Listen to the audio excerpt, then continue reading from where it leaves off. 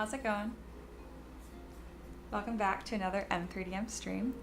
Like always, I've got a poll going right now to decide what I work on first, so make sure you vote and then we'll get rolling.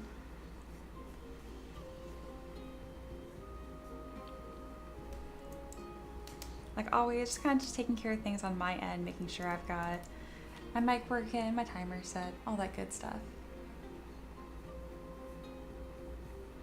Hope you guys have been doing good. I think most of you had a 3-day weekend.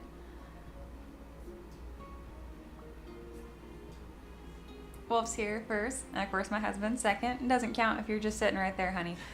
He's sitting right to the left of me, also working.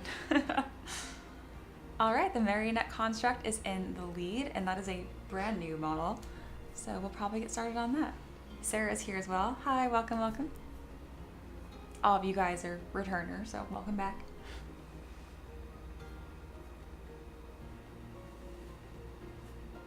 Taka's here. Hello, hello. I don't think I've actually talked about it on stream yet, but that code at the bottom, I believe, is still live. And a couple of you have gotten that first month on Patreon for $1, so good. That's what it's there for. Use it. Get a good deal. All right. Well, marionette's in the lead, so let's just get rolling on that. I'm going to go ahead and end that poll, start on that, and then I'll have the next poll going right now. Because I always end up working on 2 things per stream.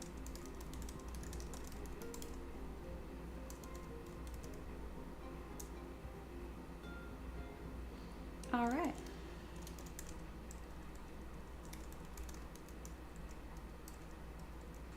Hey honey, is that probably going to be ready to be post-processed today, that model you're posing? Today. Perfect. Yes. I'll put that in the poll then. What is the name of that one again? Warlock something? No. I think it's the Eldritch Knight, I think. Which is a warlock. No, it's a fighter subclass. We're both wrong. There's a lot of different options. All right, let me get this rolling.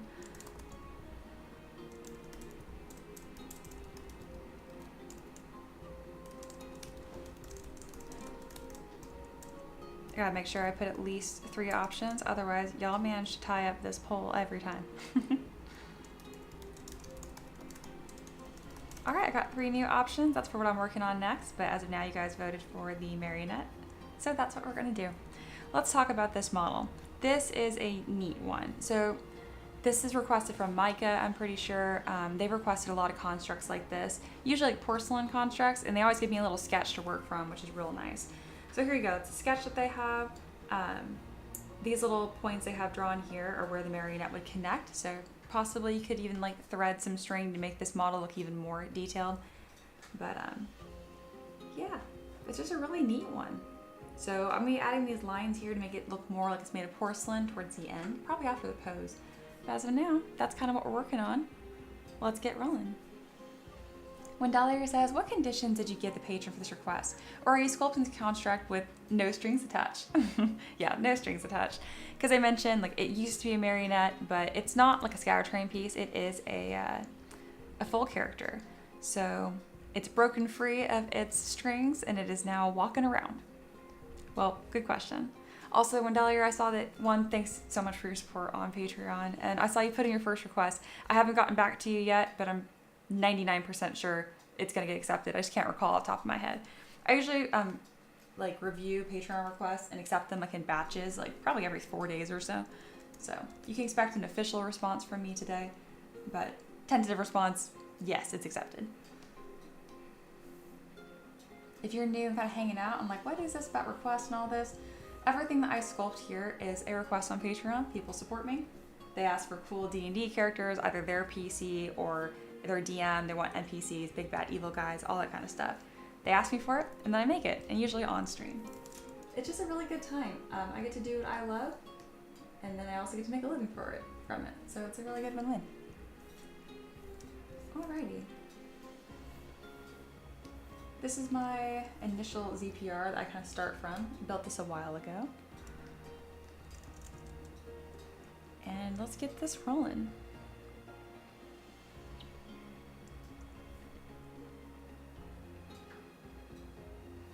Alright, So the first thing that I do is I run through my asset library and I see what's going to fit best for this model. Sometimes I don't have anything that I think fits well, but I usually can find something. I have a sketch that they gave me that I'm kind of working off of.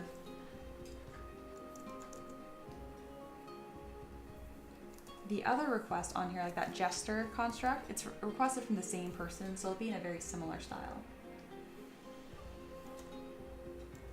They have a shorter hairstyle here.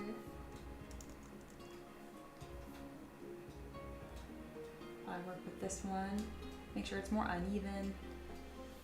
But again, just kind of doing like a quick kit bash dress up almost. And then I'm not even gonna bother with looking at my different shirt assets I have or pants because I know it's gonna be faster in this case to make them from scratch. So I'm not even gonna worry about this. So yeah, not a whole lot of assets I'm reusing for this one, which is a-okay. Let's go ahead and get to work. So I'm gonna unify this so that it's symmetrical. And then turn on symmetry and reduce the size. I'm also gonna turn off perspective really quick. There we are. Looks like Wolf has a question. Wolf says, one thing I'll say for your streams that they're really quiet. I don't know if you've been told this. Yeah, I've moved my mic up a few times. Or I'm working on it. No one's actually said anything, but my husband's mentioned that because he'll do audio checks as well. But that is something that we can work on. It's tricky because we have different things that we test them on. So whether or not you're listening through headphones or on TV or whatever, it's different. So it's kind of tricky, like how many times we test it and which audio is the one that we believe is the true audio. I've had people where the music sounds really loud on their end, but on others not so much. So it's kind of just about finding the happy medium. But at the very least, I do agree. I think it's a little too quiet.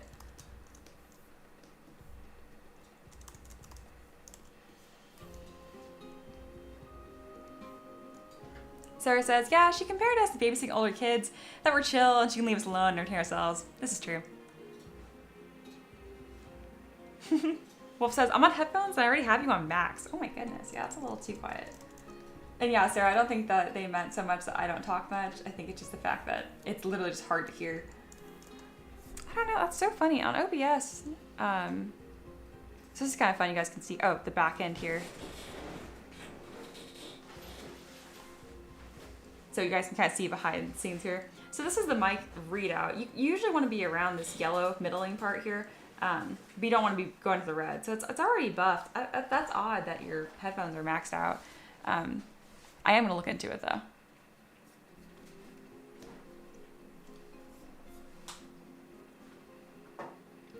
Alrighty.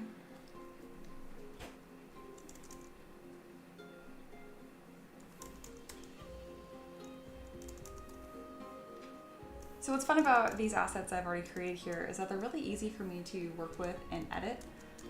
So I can go ahead and split this into its own piece. And this is why I love having these assets so much, because it's easy to customize them to whatever new fit that I want. Obviously it's a little too tall. Something I like to do when I'm fitting clothing is turn on transparency so I can always see the shape that's underneath and the way that's supposed to fit.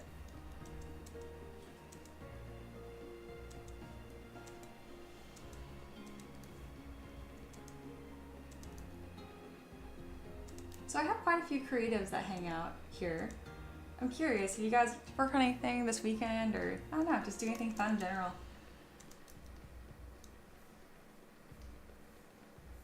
Ricky and I had a really good Valentine's Day.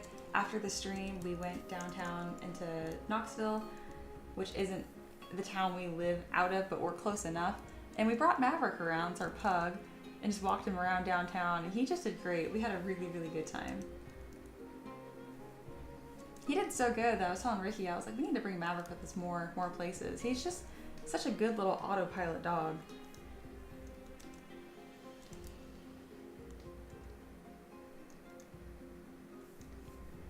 There we go, I got that hat working. Hindsight says, I don't have to max you out, but I do bump it a bit. That makes sense. Womp womp. Sarah says, I'm just drafting up new storage building. That's cool. Yeah, that's right, because you do also an engineer. Very cool. Wendelia said, I made a new robe and potted some garlic that went feral in my cabinet. Very fun. Taylor's here. Good morning. And welcome back. So Wendelia, you made a new robe. So like you like sewed it from scratch, or like I'm curious about that.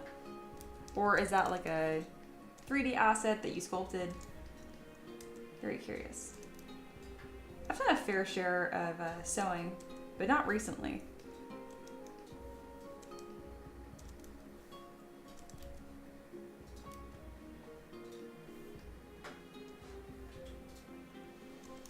All right, I'm happy with the way this hat shape has kind of come to form now.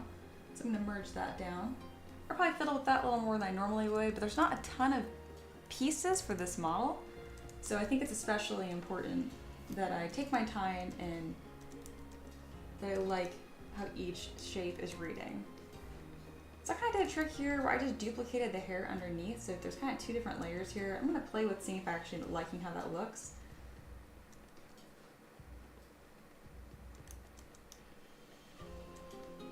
And then I can always go in with my Move Topological brush to grab certain strands to make this a little more uneven.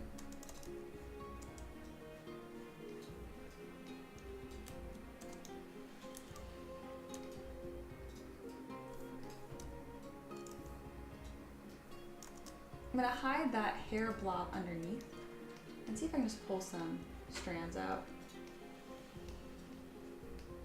That it definitely isn't the most 3D printable texture on the edge here, but I can, right now I'm just trying to find shapes that I like, and then I'll go back through at the end here to nudge it and make sure that it's working the way that I want it to. There we go. That's a much more like looser texture. I'm happy with that. Taka says, I spent Saturday night gaming and Sunday with D&D. Oh, cool, cool. What kind of campaign are you playing? And more importantly, like, what's your character? I'm curious. Hindsight, just homework and sun activities. Belt testing was Friday night for some reason. TKD, is that Taekwondo? That's still very cool. Wolf says, I've been working on a competition piece for local mini contest after learning more time. Okay, cool. And then when Wendelia talked about that robe that I was curious about, yeah, they sewed it. Joanne's is filing for bankruptcy, which serves as a bit of a kick in the pants to get some projects started. That's fair. Hindsight says, I don't war game, but Modheim would be my jam if I got into it. And Taekwondo, indeed. Well, cool, cool. Taka says, well, my character is being the DM. That's fair. You're all the characters. You're as many characters as you want if you count all the NPCs. Oh, that's funny. All right, I'm gonna lower the resolution on this base mesh here and just make this a little more spindly because I think that's gonna give more of that marionette look. So we're kind of just leaning out the body a bit. I can actually just run over it with the pinch brush. Giving her a bit of this odd, like, spindly neck too is gonna give more of that appearance. So this top doesn't fit anymore, which is okay, it's just a placeholder. Sometimes YouTube gets upset with my stream, sometimes it doesn't, so I try to play a happy medium. Alrighty. Right now I'm kind of finding this shape here for this top. They have a really interesting sketch that I'm following.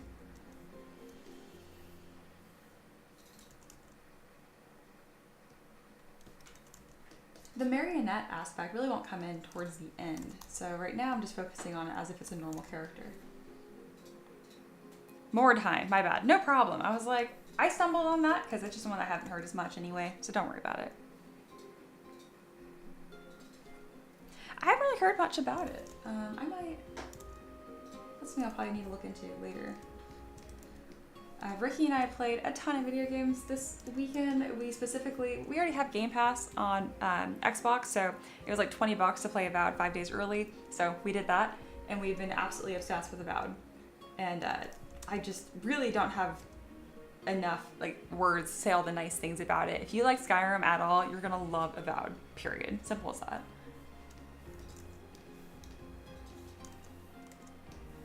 I'm a big fan of the channel Game Rank, specifically Jake Baldino. I like his input and what he likes to say. I watched his Before You Buy, and it's rare. Ricky and I think that he was like totally off the mark with this one. He didn't love it. He thought it was okay, and that the story was weak and some other things. Like it wasn't his jam.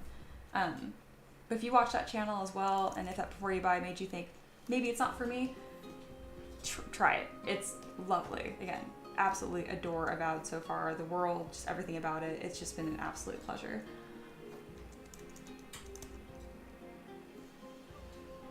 And Sarah asks, how buggy is Avowed? I haven't ran into Ricky, have you ran into a single bug in Avowed? Have you ran into a single bug in Avowed? No. Same. No, not at all. It's extremely polished. I've been very happy with it. That's a sample size of 2, which I get isn't the most reliable, but we have put in probably, between the two of us, I don't know, a good 40 hours this weekend. I know that's outrageous, but it's been like 8-hour days, both of us. So yeah, none. I've been playing on the Xbox Series S. He's been playing on the Series X, if that's any relevant info for you.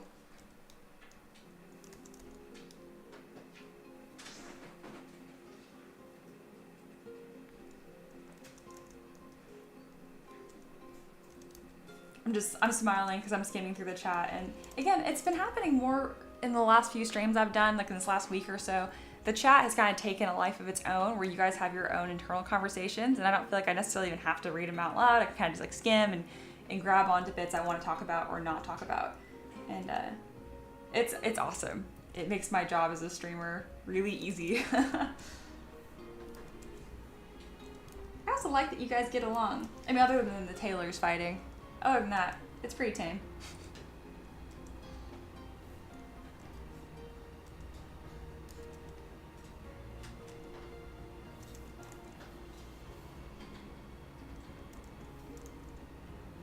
I've never practiced any sort of like martial arts. I guess isn't very surprising. I don't think I come across as terribly athletic. The most athletic thing I do is horseback riding, which, don't get me wrong, is exhausting in its own way. But that's more about just doing farm chores than riding, honestly.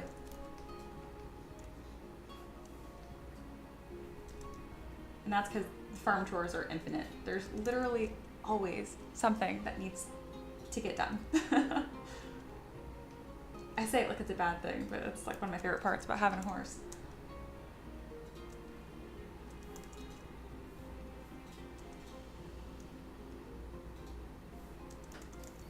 All right, I'm gonna duplicate this top here and create a quick collar. And to do that, I'm gonna grab my Z Modeler brush. I'm just gonna kind of like mask this edge here. I usually have a preset collar that I introduce, but I wanna try doing this. This isn't my normal way of doing it. If I don't like it, then I just wanna do it like this again. But I wanna try it.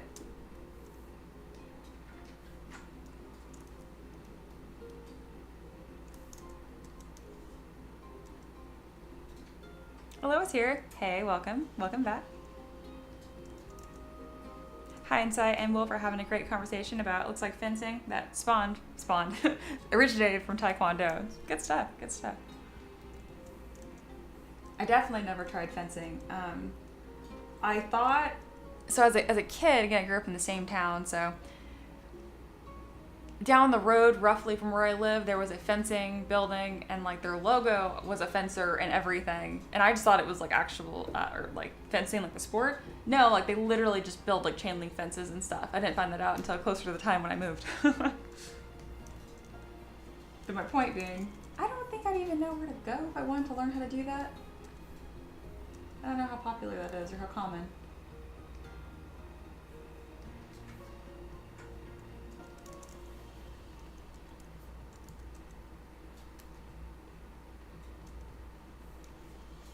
I like how that collar turned out. That worked out really well. Well, good. That might be a technique that I use in the future, too. I need to remesh this shirt. Or no, just subdividing it works just fine. All right, there really aren't that many other pieces required for this model. It's on the simpler side for sure. I do need to detail the body so it actually looks like a marionette doll.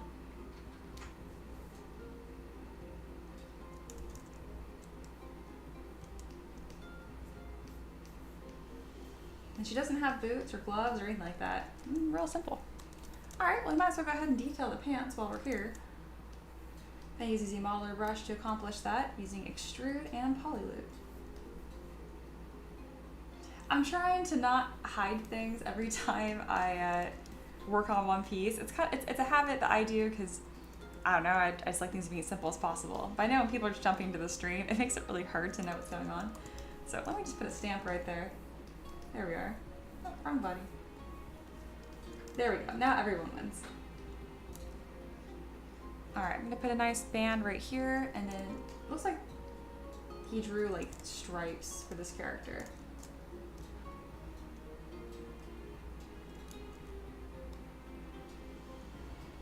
I just put a band right there. Cool. And then I can insert an edge loop, extrude a little line right here and at the top. Perfect.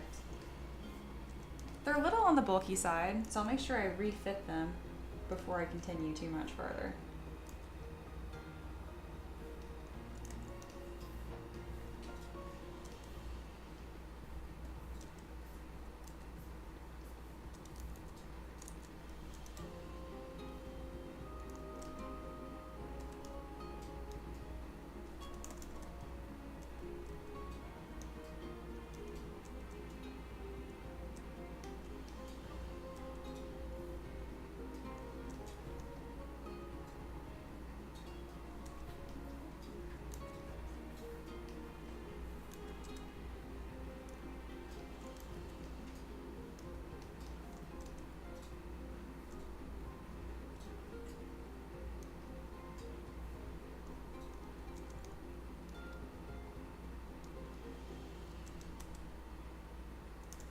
I will say, since Avowed came out and I've been enjoying that so much, I might not get Monster Hunter Wilds directly on launch, but I am really excited about it. And that's one thing that's kind of nice about the Monster Hunter games, like you don't have to worry about like the story getting spoiled for you necessarily.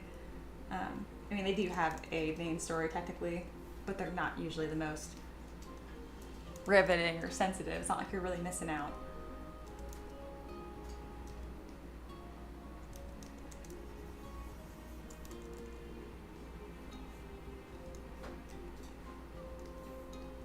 Alright, kind of like some simple details on the pants there. Now I'll do the same for the shirt. This will definitely benefit from using dynamic to add some, some thickness to it. There we go. Gonna run a simple trim piece along the edge, which I really like to do by having an edge loop right here and right here.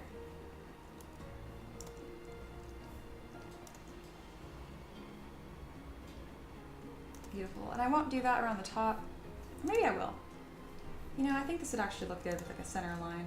Yeah, just like that. Just makes this look a little more structured and a little more interesting. More stripes. I didn't expect it to do like those little like boob swirls, I don't know what else to call them, but I quite like it, so I'm gonna keep it. Unintentionally, much more interesting design than what I had envisioned. Good job, ZBrush.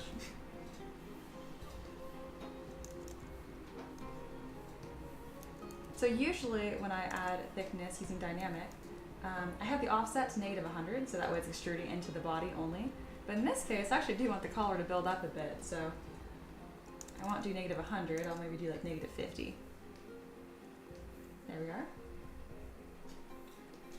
Perfect. And like always, I'm going to put a little bit of a trim on here as well. It isn't quite acting the way that I expected it to. There we go. Sometimes you have to regroup things to get it to behave. All right, well that's pretty quick. We got something interesting happening here.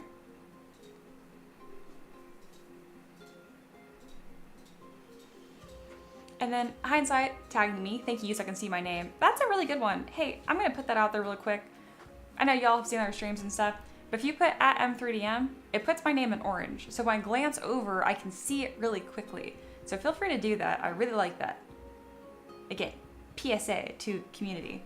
Tag me in my own chat. It's very helpful for me. Hindsight says, to me, German longsword's different from fencing most people think of. Oh, gotcha. I didn't grab what you guys said that. That's really cool. I might have to look at that too. Okay. Wolf says it's more rough. It's not as refined as modern Olympic fencing. Okay.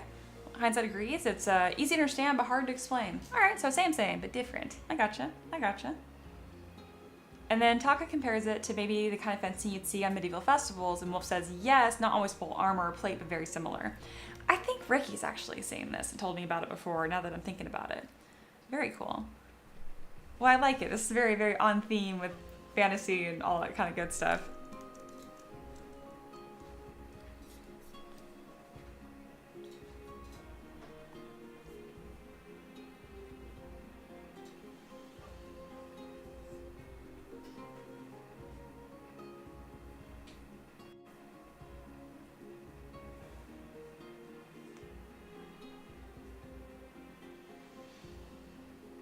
Wolf says, I'm in America. It's not as big here in the States, but it's growing. Okay, very cool. Also, let's see. I think I'm gonna go ahead and nudge up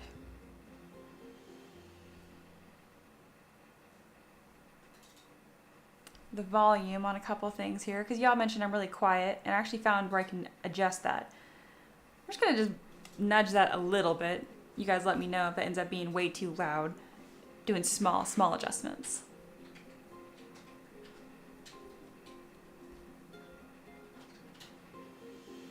All right, the tiniest nudge. Maybe we'll just keep on nudging that. We'll see where we go. All right, back to work.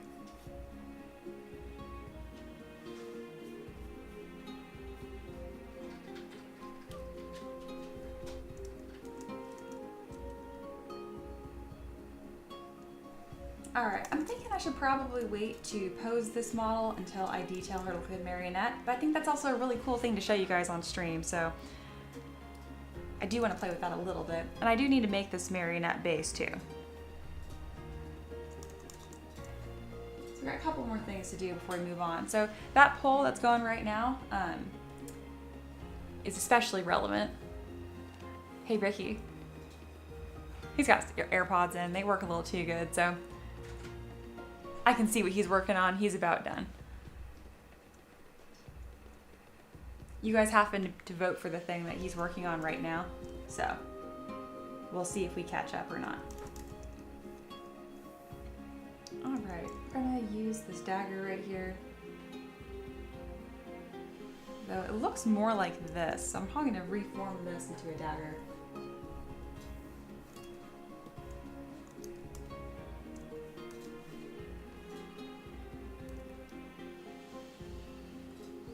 And then Wolf says, I can post a video in the Discord, insert plug here, and show what it's like. You should, and I have it linked at the top for anyone that's not already here. You guys seem, I'm pretty sure everyone's hanging out, it's already part of the community and whatnot. But I'll put that in here anyway. Wolf, go ahead and post that in our Discord, which I have renamed to M3DM Tavern. Just temporarily, we'll see if I keep it or not. Discord invite, join our Discord. Yeah, it's been linked. Well, feel free to share that.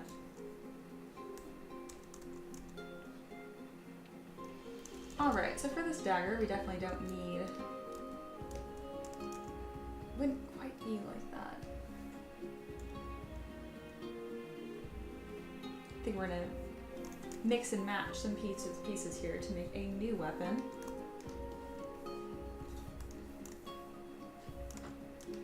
So not this blade, but this handle.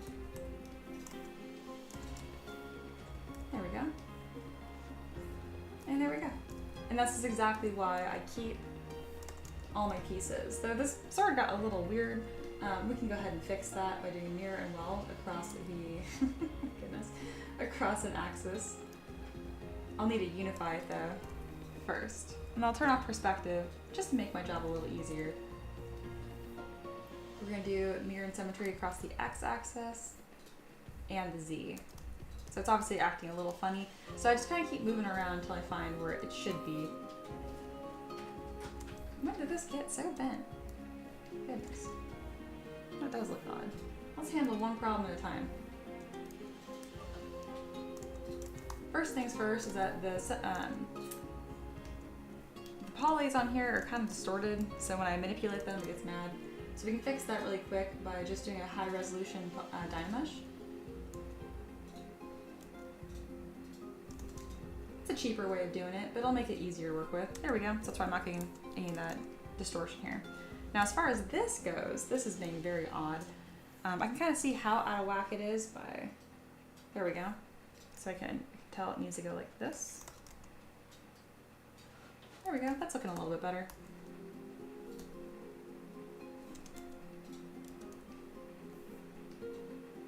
Much better.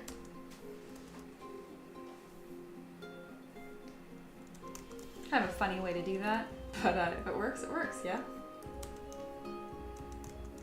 And then we need to shorten this up considerably. Now we have a new muffin.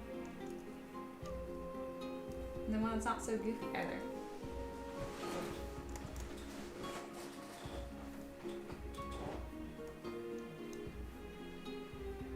Let's go ahead and merge that down. And it's going to be about dagger size, something small. Even though it was kind of a small adjustment, I'll go ahead and just throw that in the organize.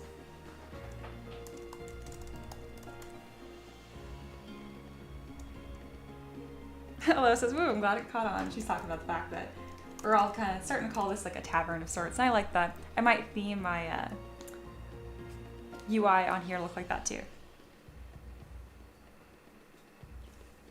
And then hindsight and Wolf for connecting over selling different gear when it comes either to fencing or to Taekwondo. I think we're still talking about, well, not fencing, but the German longsword thing. Either way, really cool. Glad that y'all are helping each other out.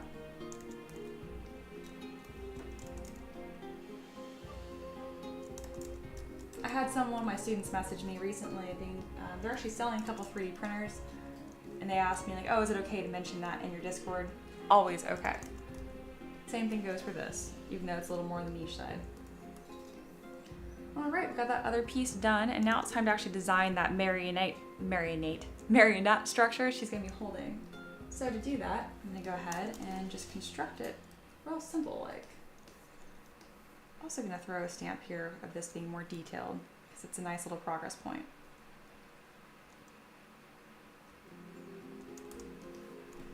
All right, let's go ahead and construct this marionette piece, and I'll show you guys how I do it.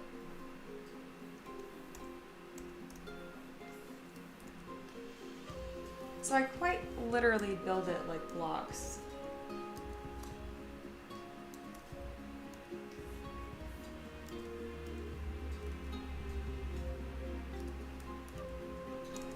Oh, I might need to restructure this. I have to put a new stamp up here. Here we go. It was just taking up too much of the screen. Hindsight says, as far as D&D goes, my next campaign starts next Sunday, so ready for it. I'll be playing an auto gnome artificer. To wizard. Okay, so a dual class. Starting at level 10. Gotcha. In the Vecna adventure they put out last year. Well, cool. Let me know how that adventure is. I've heard people really like it. I've heard nothing but really positive things about it, so I'd like to know how that goes for y'all. Alright, I had to move that over just because I'm trying to work in the center of the screen here and it was looking a little weird. Alright, we have our building block here. This is how I really quickly add wood texture. I just use this like scratchier alpha, and it works out pretty darn good. Can do that on both sides, avoiding the center line because they'll have some weird deformation if I do that.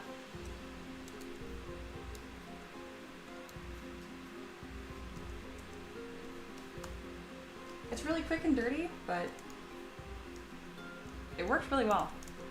I'm gonna go ahead and reduce the poly count on that down to something really low. But still maintain the actual detail. And now I just go ahead and kind of build that shape. Oh goodness. There we go. So right now I'm building what you'd actually tie the strings to. She's gonna hold this in her hand.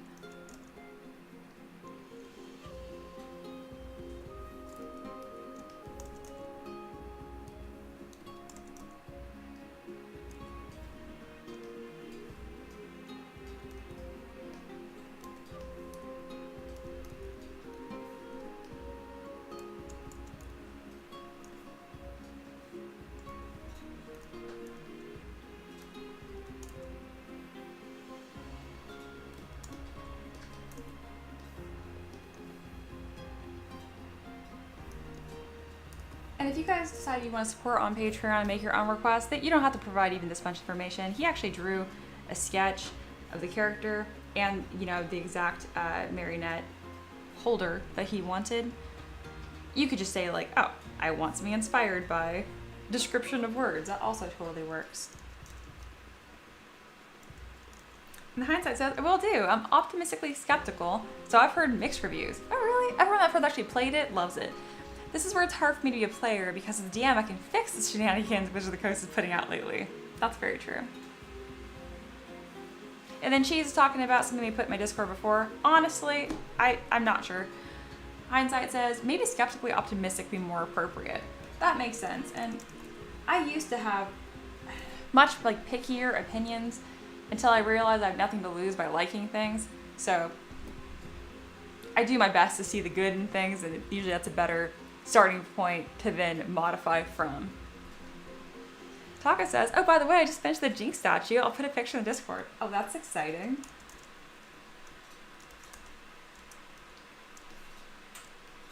I'll probably look at that after the stream because I'm on such a good flow right now. But I encourage everyone else to go ahead and pop in and see that.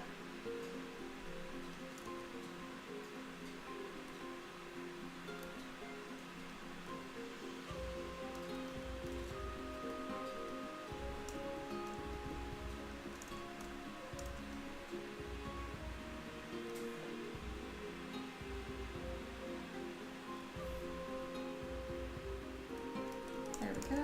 Mirror and weld.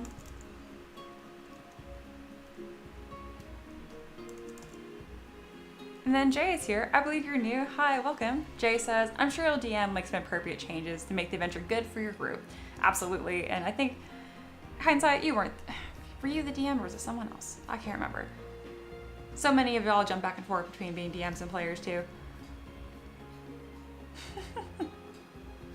Wendelier has a terrible joke pun in here is, if you crush your Jinx statue, will it be reduced to powder? I've watched season 1. I haven't watched season 2, so don't talk about season 2, please. But I will watch it soon, so then we can all talk about it. Hindsight says, facts. This group is much less RP motivated than my last, which makes things different. I appreciate the more casual atmosphere, but I also D&D for a reason. Yeah, that is tricky. I'm definitely more of a roleplay player than combat. I enjoy both, but if I want to have like really good, gritty, like combat mechanics, I just play video games for that. So yeah. Hindsight says, I play the field. Very nice. I'm glad you get a chance to not only DM, but also be a player. Jay says, yeah, I jump between DMing a lot and playing. Thankfully, I'm just a player these days. I want to DM. I need to find a group again.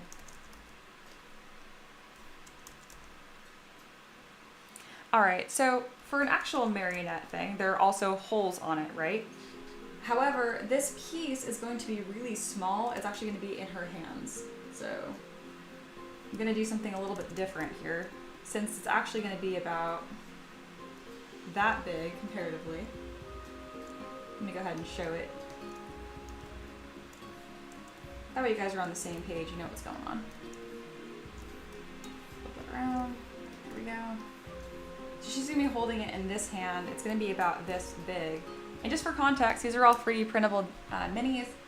Like, here's a mini I've made recently and 3D printed. I know you can't super see it well on camera, but since she's going to be about this big, and that piece is going to be about that big, I'm not going to bother and try to put these little holes in it, but I do want those details there still. So what I'm going to do is I'm actually going to add like little rivets, essentially, and that will give the same detail aesthetic, but not just weaken the piece for no good reason. So let's go ahead and do that. ZBrush has some really good default IMMs, so I'm going to go with something like this. I might even do this, because it kind of gives the appearance of a hole too. Yeah, that works.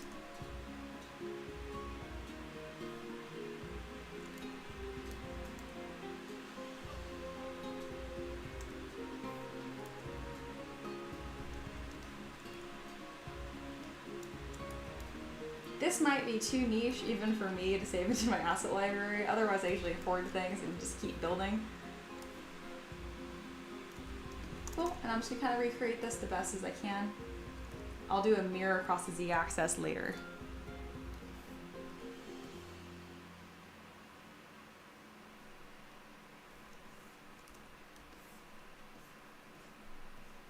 You can do these kind of operations in symmetry or just mirror it later. Either works.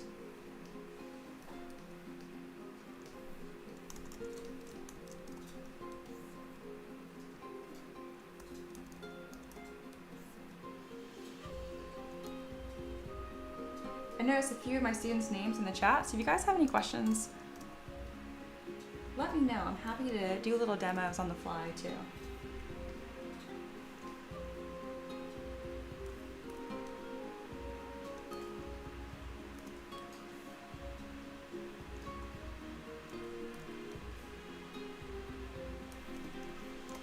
There we go, we've got all those little rivets there. And then we're gonna mirror it across the z-axis too, so they're identical on both sides. All right, there we are.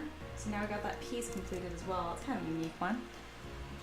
Hindsight asked me, what about just hitting it with dome cut so the wash can settle in the recesses to mark the darkened impression of a hole? If I can, I prefer to add material than take it away, and this is so tiny. That's gonna catch that wash better.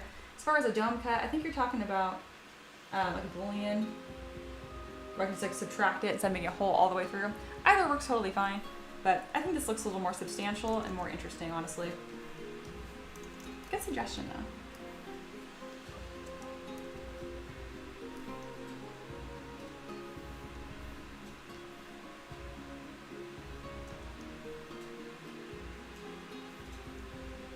Hindsight says, oh, that makes sense. I'm glad it does.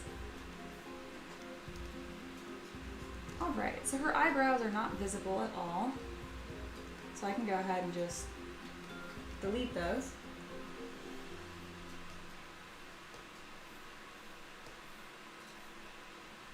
I'm gonna keep her eyelashes, even though they're just tucked under this hat.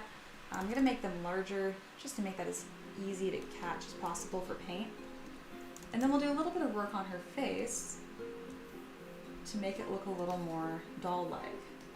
I'm gonna try something here where I just run clay polish at the top of it, and I'll kind of give a more hard surface look to her lips. There we go. We don't want any wrinkles or anything that's gonna suggest skin. So I'll be using trim dynamic a lot here. So I'll probably flatten her cheekbones even. Just give more of like that polished look. And then she's also got those really classic lines right here to show where her mouth opens.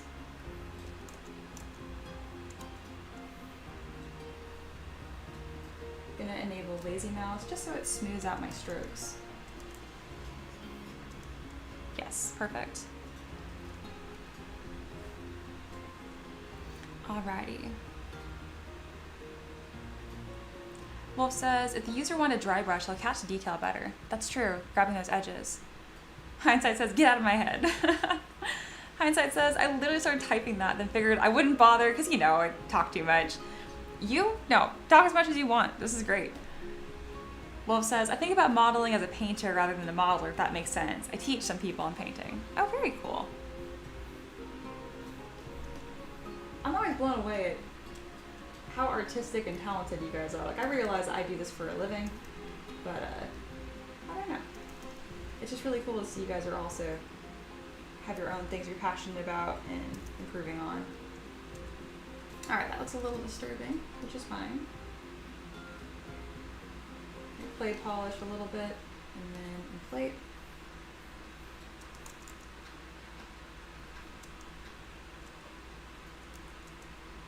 And then having those lines as up and down as possible will make this look even nicer. And then also going in with the trim brush. I'm not going to be doing too much work here because I really want to wait for this to be posed. As of now, it's really kind of giving her this square chin I don't like. So let me go ahead and sharpen this up a bit. I can be a bit more dramatic here, especially because she's not human.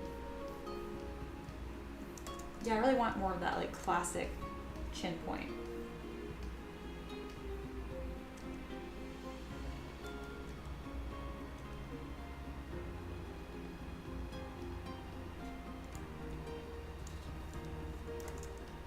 we go. Adding that extra plane there looks a lot nicer. Gonna mask her head because we do have some wobbliness. Do some more clay polish. Her eyes are looking a little soulless, which I mean isn't the worst thing.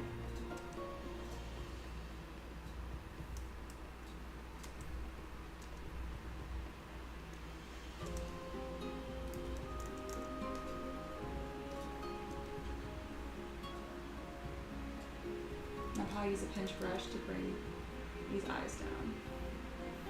Looks a little creepy right here, and I'm not gonna fix it. I think it's actually very suitable for the character.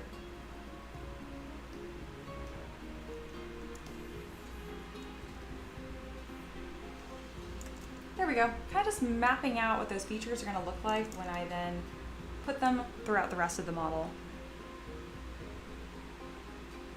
Wolf says, at some point I will take M3DM classes. I would love to teach you. I think that would be the coolest. If you guys are interested in that, I do my own mentorship programs too. If you want to learn how to use ZBrush, they're all one-on-one. So they are classes, like I provide lessons, I video, that kind of stuff. But for the most part, I just guide you step by step. I find that's where people learn the best and the quickest, and with the least amount of frustration too. Because let's be real, learning something can be really, really frustrating. If you're interested in that, that's linked in the description of the video. So yeah. She says, you want to know the hardest part about painting a model? The eyes. That is very true. I usually don't even paint them white and do like pupils and all that nonsense. I usually will just throw a wash over the top of it and just let there just be ambient shadows essentially. I find that looks a lot better than even trying to go about the little pinprick method. Wolf says, I look at this and instantly think, do you want to play a game? Who doesn't love the Saw series? And good. Wolf says, you know if they have any deals on ZBrush or a cheaper way. You could just outright steal it, but that's not endorsed. But no, but I recommend a ZBrush Core. ZBrush Core is $10 a month instead of the outrageous $40 a month that ZBrush is. So that'd be your best bet. Just to play around, they have ZBrush Core Mini. That's free. You could not make characters like this in it, but you could at least download it for free, play around with the brushes, and have a good time. But very good question. Oh, and I meant to throw that in here, I just forgot. If either of y'all are interested in taking my classes, it's $30 a month, and yeah. I've had a couple students go full-time, and I think it's 75% of my students, or 80, have never used a 3D software before, and they can't draw. So you're in good company if that's either of you. Jay says, I'm on lunch break from Blender lessons. Ugh. Yeah. Learning anything can be a bit of a slog. That's not even just Blender specific. But good. You're learning stuff. You're doing stuff. And the low. Imagine stealing from a super rich company. Yeah, I know. I wish that ZBrush, I liked them better when they were through Pixelogic. They used to have a free 1-month trial. I don't even know if Maxon does that anymore, which is silly. And then Wolf talking about painting. Eyes are hard because humans look at eyes all the time. We have an innate understanding when something is off. Exactly, it's like that uncanny valley, and it's the same way about sculpting hands actually, because we know what looks normal and what doesn't. So, well put, well put. Hindsight says, bingo, if you're painting for a table, the darkened recesses are the way to go. If you think about seeing a person at a distance from which they're being equivalent size, 28mm, you're not going to see the whites of the eyes. That's a really good point. I did not think about why that was so successful. I just figured it worked well enough and I called it a day, but thank you.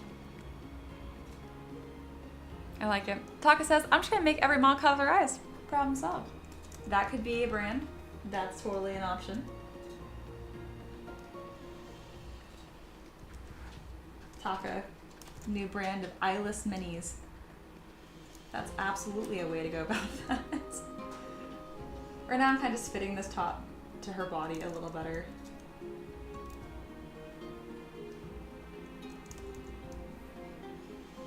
And then yeah, I'm not gonna bother with putting these creases on her joints and stuff. I'd rather do them asymmetrically because if I bend these and there is a crease there, it's gonna distort and it's gonna look sloppy and I'm gonna resculpt it anyway. So let's just not do that now. In that case, I'm gonna get this prepared for posing so my husband can deal with it. In order to do that, Character Creator 4 would like if you had no more than 300,000 polys, so I'm gonna reduce the poly count and all this and get it all going. She says, that's why I like painting tanks. There are no eyes to paint. Very good point. And then Wolf says, unless they are demons. That's true, that can be nice putting a wash. Yeah, Jay says, I do the wash and the ice too. Easiest way to do it. I really thought I had some like interesting note here to share. I'm glad that you guys do it too. That's awesome. Hindsight, if you wanted the middle ground, try doing the eyes black and dotting white in the corners. Yeah, kind of like a shine. I like it. Aloha mentions back about the ZBrush comment. Don't feel bad if you can't afford ZBrush or other softwares and need to find a free way to get them. Culture shouldn't exist for only those who can afford it. I absolutely agree. Like, obviously, so I got the perpetual license for ZBrush, so I don't have to pay for it monthly. But if I did, I wouldn't mind too much because this is my livelihood. I make a very good living. My husband and I would do this full time, and I fully believe in paying for the tools that you use. But if you're just like a hobbyist, I feel like there should be a free hobbyist license where if you're not making money, you should just be able to download the software. But that's just my 2 cents. And I've joked before that I'm not exactly the most aggressive businesswoman. Like, I talk to you guys about the stuff that I offer and sell, but I definitely tote nickel and dime. Like, I joke like my Patreon's a screaming deal, and like that's because it is. As I add more stuff to it, more content, I don't increase the price because I'm already making a good, comfortable living. It just seems ridiculous to continue to penny pinch. Big corporations everywhere shudder. But that makes sense, like, right? I don't pay for any employees, so I don't have to worry about that. All right, the hair is actually 2 different pieces right now, and I do like the way that this is textured, but it's a little high resolution, so we need to reduce that a touch here.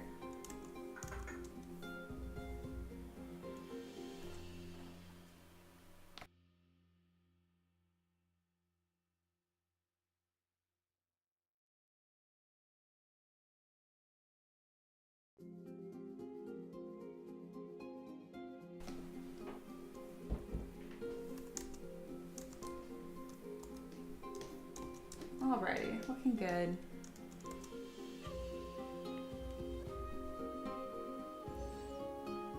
Wolf says, I wish I could buy a one-off license for ZBrush.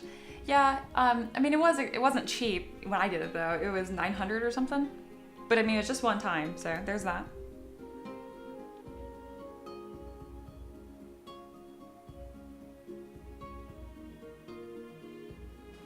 Taylor says, too many people cheat the free versions. Houdini does something smart where they have free versions have limited exports. Ooh, that's smart. And limited render resolution. That's really smart. That's kind of like a win-win for everyone there then. I like that. So even though you can't see the hair underneath here, I'm actually gonna go ahead and smooth it because we don't need to store resolution somewhere where you can't see it. So I'm gonna play with that a bit here and reduce that resolution. Jay says, I bailed on Adobe several years ago for the whole subscription thing. So did my husband. There are many other good programs out there you can use. I jumped over to Clip Paint and haven't looked back. Yeah, my husband uses the Apple equivalents. I can't remember what the names are. I think it's Affinity?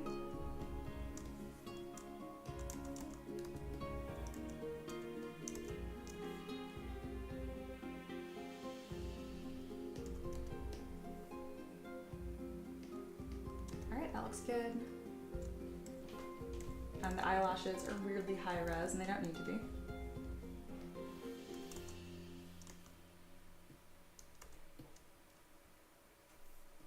We're just about ready to move on from this and detail a model you guys saw earlier, which is currently winning, just barely, the Eldritch Knight.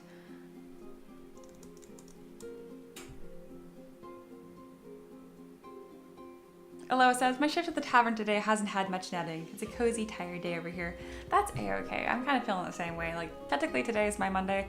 I take Sunday, Monday off. So I'm just kind of chilling right now. Jay says, yeah, I grabbed Affinity when it was on sale a few months ago. Amazing purchase. Your husband must be using Procreate on a tablet? That's apparently an amazing program. He doesn't use Procreate, but I do. We don't use it for the business in any way, really. I mean, I do sketches and illustrations every now and then, but nothing that I sell. That's just like fun stuff.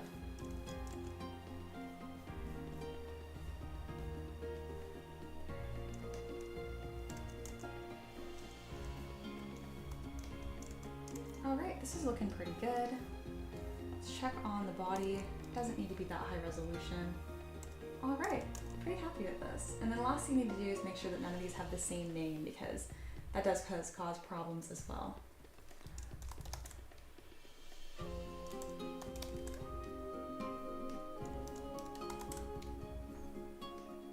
All right, these all have different names, so we're all set on that front.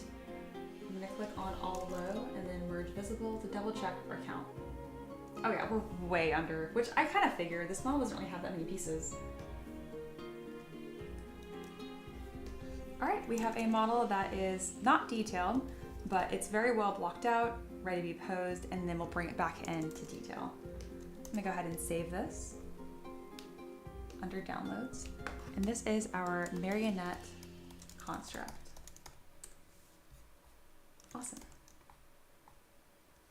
She's looking pretty cool. It's definitely gonna be a fun character. I think people really enjoy this.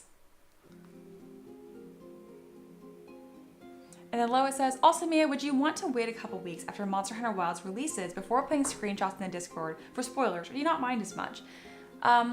Let's do a win-win. Post as much as you want, just put a spoiler tag on it in Discord, and then everyone wins. And you can say it's about Monster Hunter Wilds, because I want to talk about it, and I don't mind, but our Discord has been so sweet to each other, and I would hate to spoil that at all, so I guess we'll err on the side of being extra kind. And then Ricky tunes in. That's my husband, Mr. M3DM, and he says, I bought the Affinity programs when getting away from Adobe. Best software purchase yet. Very good.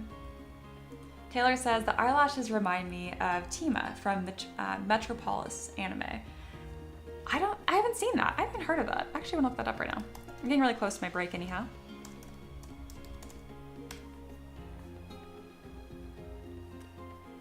Oh yeah, I can see that. Absolutely. Let me grab a picture here and I can show you guys. It's kind of just a cool art style in general. But yeah. I like the sweet, more like whimsy look too. I really like that kind of like old school art style for anime too.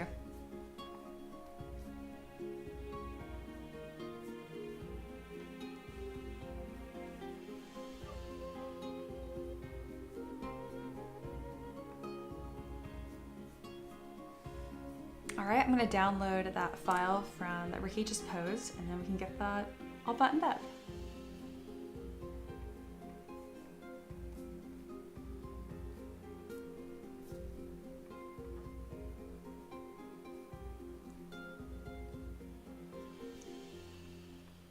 So I know a lot of you guys 3D print, but those of you that don't, I'm just kind of curious, like, do you buy your minis or do you guys make your own? Like, I know some people will just, when I played D&D in person, we would just use anything that we had around us. Like, one person had these little unicorn erasers. We just use that for placeholders for mobs. I'm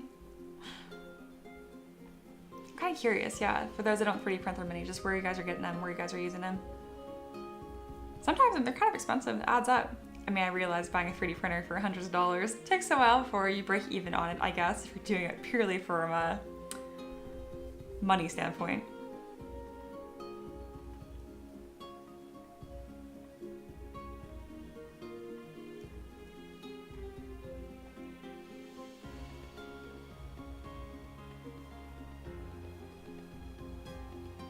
Monkey's here. Greetings, humans. Hello, hello. Hindsight, bold of you to assume we're human. How are you doing, Monkey? We just worked on this really cool model here. It's like this marionette-based construct. On the same level of creative stuff that you would suggest, actually. For a second there, I'm like, was this you that requested this? But no, it wasn't. This was Micah. Aloha says, I've never printed or played D&D. I feel like a fraud. Oh no, don't worry about it. I mean, I'm technically pretty new to the party, and I don't really play D&D often. It's been years since I played. All right, let's see how this Eldritch Knight turned out. All right, there's a nice simple pose here. I like it, I like it. And that spell effect will be going in his hand. All right, so we got one piece here. I'm gonna kind of grab them, piece them all together, and then throw them into the original.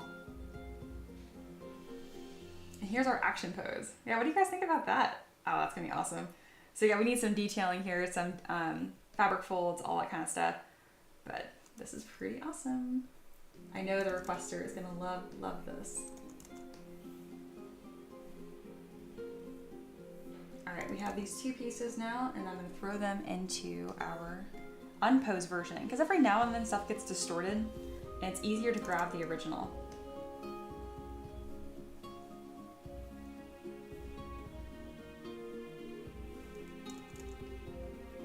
All right, very good. So here's kind of the overview. This is what y'all voted for. So this is our unposed version, undetailed. You can kind of see the path we took to get here. This was a stream from last week. And now we have 2 poses we'll be detailing. And after that, they're set, ready to release on Patreon. I'll be doing both of these. We have a good action and casual. I really like this one, kind of the hunched forward neck too. Kind of makes, I don't know. That's cool, I like it. Monkey said, I voted for the Jester contract when I came in. Didn't win that one, but worked on a very similar model instead. Jay said, I love a resin printer, but I have no place to put it in my small apartment. One day, maybe. Yeah, when I was in a small apartment, I put my resin printer under the cabinet in the bathroom sink, and that worked really well. Hindsight says, I have my Ender 3 up, but honestly, I haven't done much with it. Definitely not happy with what I've gotten out of it to print minis. Yeah, Ender 3s are cool. They're not as out of the box like Bamboo printers, but they're much cheaper. Yeah, if you want more help with getting better results on your Ender though, feel free to talk about that in our Discord. We have an FDM support channel, and even though Ricky and I print minis, I mean, we've printed giant cool stuff too. This one was on the Bamboo Labs. I don't have the Phoenix anymore, but I had one that was this size and just as nice in quality. That was a Phoenix on my Ender. It wasn't an Ender 3 though, I think it was an Ender 5. Same company though. Hindsight talking to Aloha, do you want to? And that's about playing D&D.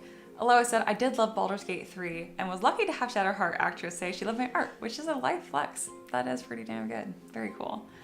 And if you like Baldur's Gate 3, I do think you'd like D&D. I do. Jay says, it's actually a pretty smart idea.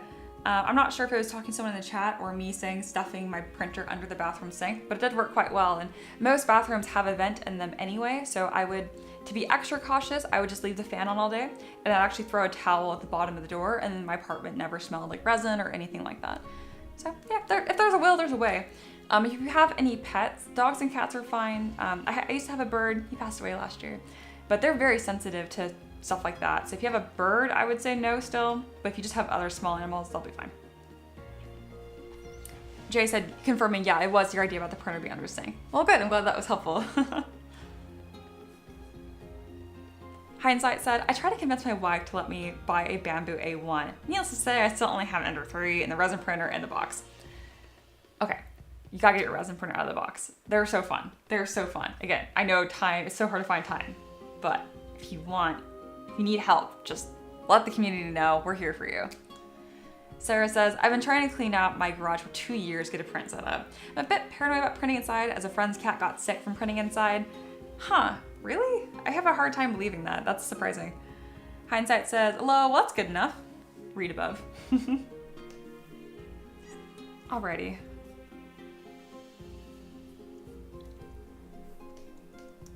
Alright, it's plug time. If you're new here, I make models that are requests. Specifically, this is my Patreon. I'm gonna throw a link in it right now for you guys to look at. A lot of you guys are already supporters, and thank you guys so much for being a part of that. Free. All right, I linked in there. There's a join for free option. Come hang out. It's really cool, and then that gives you access to our chat right here, which is where I talk about stuff, mention you can join for free, and know what's going on. But yeah, if you want to pay for stuff, there's a lot of stuff that you can pay for and get my models. But the big thing is it gets you this request board, and that's why I'm making this model today. This is a request, and it's actually his player character, I think. It's just been really fun to bring people's D&D characters to life. It doesn't just have to be D&D characters, it can also be different monsters, beasts, scattered terrain, really anything high fantasy or grimdark, and even a little bit of sci-fi.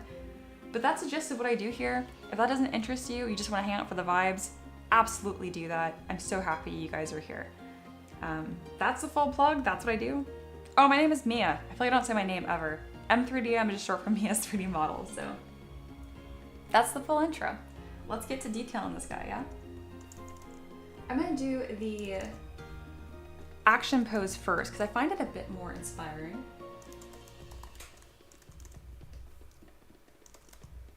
Someone's spamming a bunch of parts in the chat. I feel the love, I do. Wolf says, what filament are you using? Hindsight says, who, me? I'm just using Bamboo Lab filament. I don't think it's anything special. It's PLA. I guess that's like the most relevant indicator. I used Hatchbox successfully for a long time. And I think there's also like PLA Sun or something. I like that too. As of now, I just use Bamboo filament. Just PLA, boring old PLA, and it works fantastic. Very good question though.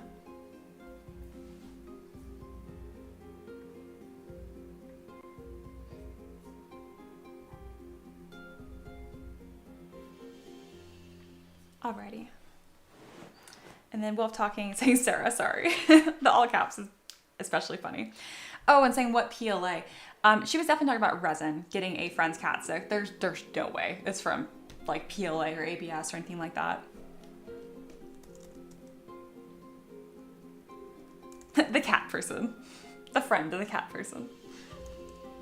All right, let's get this detailed. I'm gonna put another 30 minutes on and we'll get rolling. Yeah, I wonder if the cat licked the resin vat. Yeah, cats, they're always, or even just anywhere on the printer, yeah. I've read about the fumes giving you a headache potentially, but they're not gonna poison an animal. Unless you ingest it, then don't eat. Rhyme not intended.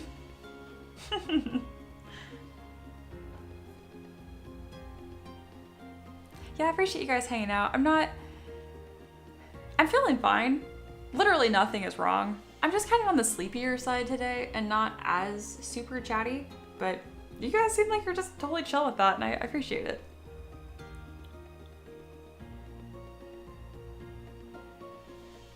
Since I do have quite a few 3D printer people in here though, do you guys print anything that's actually helped out like your household? Is something that's not mini related?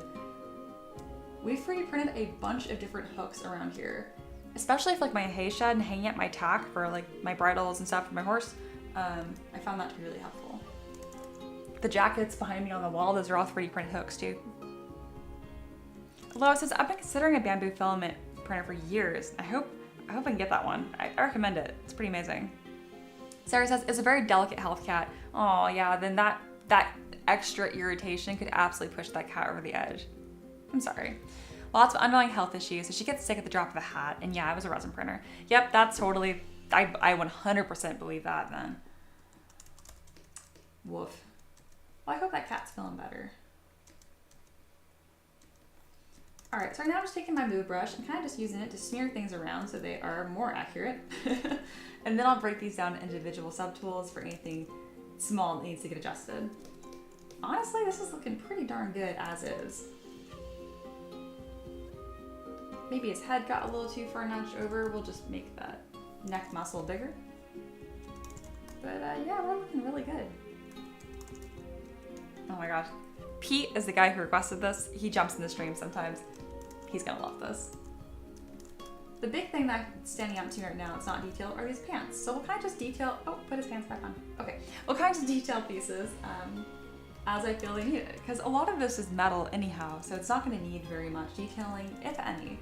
And if it does, it would just be stuff like roughing it up a little bit, so it's like wear and tear. He definitely needs detail on his pants. The first thing I'll do is add some seams, which I'll need to do everything right now asymmetrically, which is a-okay. All right, can add as much resolution as I want now, so I'm not worried about putting some different software. I'm gonna do some pretty deep cuts here, and then I find doing that plus inflating the seam gives a really nice look. It's a balance though, you don't want to be too far or not enough. All right, we have some seams, and now let's add some fabric folds. I need to add that inner fabric seam as well. Shoop.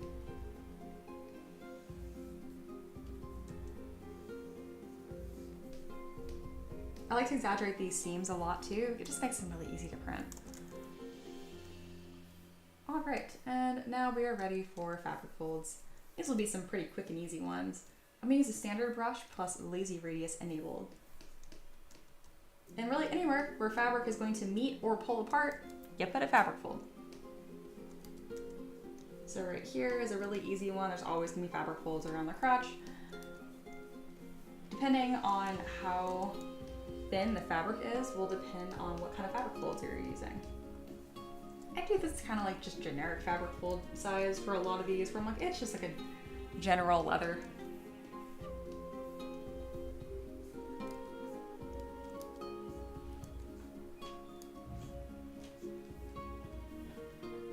And then anywhere where this fabric's gonna be interacting with other pieces, such as these boots here. All right, it's coming together. Oh, Aloha said, I said consuming. Let me eat the resin, Mia. I did. I immediately auto-corrected you my brain for safety. Wendelia says, I printed a new door handle for the sliding glass door and a seat recline handle for my family's truck. Nice. Those are actually really solid. Those require like some fitting, you know, some accuracy. Hooks. It's really a lot of hooks. Oh, and this stuff, I have an organizer right here. This is 3D printed. Not this. This I crocheted. This is Derp the deer. But yeah, this was 3D printed, 2 different colors. That was on the bamboo as well. Taka says, I printed little gears for a friend who works in a kindergarten to fix her toy trains. Oh, that's so precious. I love that. And then yeah, so Wolf printed a can opener. No kidding. Well, so I've made some can openers for my boyfriend. It helps a lot. Boyfriend or best friend, I don't know. Wendelia said, so you 3D printed that. Is the plastic strong enough to pierce the can? Huh. They mentioned it's very small and it's meant for cans with lips, so it uses 70% to 100% infill. Okay, that makes sense. Then if you were to further do that at with ABS, interesting. So kind of a recap here. For those that are gonna ask, because I know a lot of y'all are nerds, I don't have the paper on hand. But when I was in college, I did write a paper, part of my mechanical engineering studies, which I did graduate with, yay, about 3D printing strength related to infill. So I did a bunch of tension and stress tests just based on the same piece over and over again with increasing infill. And there was a tipping point that was, I think, about 60 or 70%, where it was negligible whether you had the infill at 80, 90, or 100%. So just a fun fact. It was like severely diminishing returns. I did try different infill patterns. I think the strongest was triangles and then octagonal, I think. Lines weren't great. Lines would crush, but the more you know. Wolf said, Viri, I had it for about 2 years and no cracks. Nice. Well, I'm glad that's working for you. Really cool.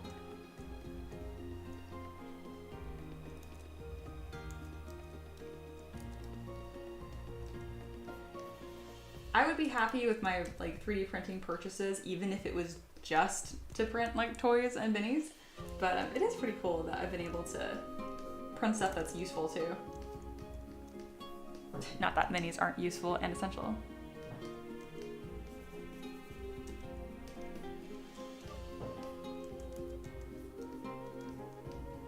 Alright, that fabric fold looks a little uncomfortable, but that's okay.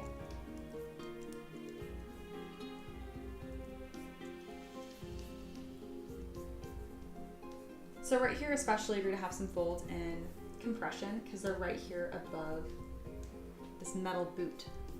So I'm gonna throw some on there. There we go. I like to exaggerate them a fair amount so they're easy to paint. God knows I need the help. If I can't throw a wash on it or dry brush it, it's not getting painted. Not with any texture anyway. I do not freehand stuff. I'm getting better, of course, but I really don't practice enough to be making meaningful progress. All right, his pants now have texture. Immediately more fun of a mini.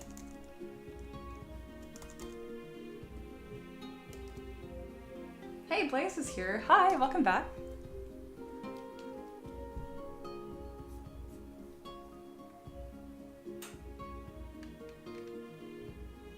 Hindsight says, what a nerd, I love it. If you guys just missed that, so I was talking about a paper I did when I was pursuing my mechanical engineering degree about 3D printing, specifically infill as it's related to tension strength or tensile strength. I think I just did tensile. I can't remember. It was years ago. I graduated in 2019, so it's somewhere in there.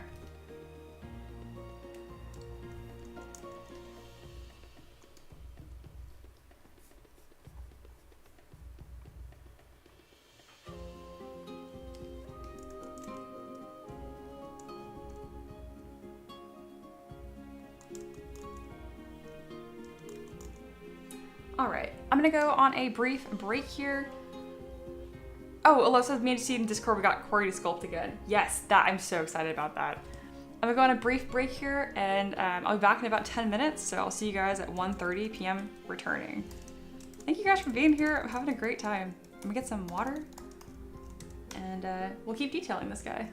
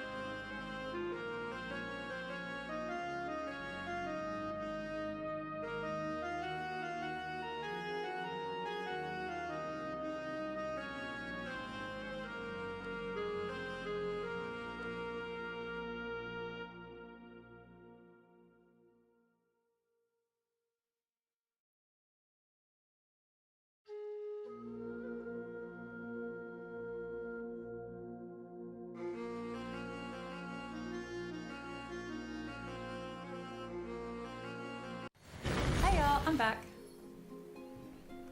Alright. Big screen for a second here.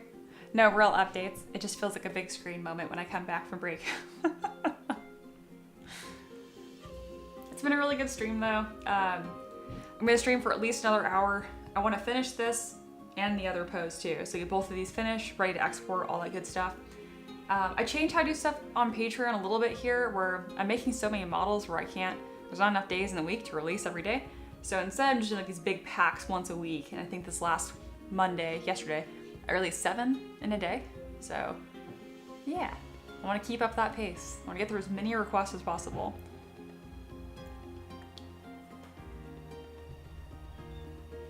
Hindsight says, sound is a little better, by the way. I was just thinking that.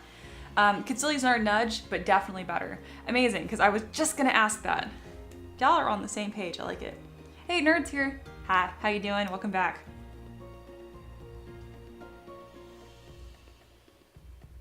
A lot of returners today. I wanna say Jay is new, but now I'm thinking about, I think he's been here before, just been a long time. But for anyone lurking and not chatting, just know I super appreciate you too. And so many of you guys either support me on Patreon or you're one of my students. It's like the bulk of you guys, which is wild. So thank you, making this very possible. All right, gonna nudge my mic up another 5%. I'm gonna do the same with my music. If anything gets out of whack, y'all just let me know, okay? Hey, Mikey's is back. Hey, welcome back. All right. Big screen moment is over. Plus you guys, I wonder if I can I want to show this really quick. You can't see the details super well on screen, just the way my camera is, it likes to focus on my face. But these are the 2 Grim Reapers I released yesterday, and like, I'm just so happy with the pose. Stop focusing on my face. Anyway, but these came out so good, these prints, oh my gosh. That's really it. That's the whole point. I didn't have anything else to say other than, look at this cool thing that I made.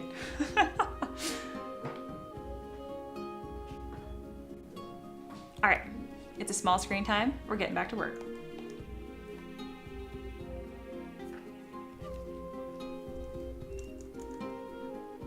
Hindsight says, gorge. I have not heard gorge in so long. Love me a gorge moment.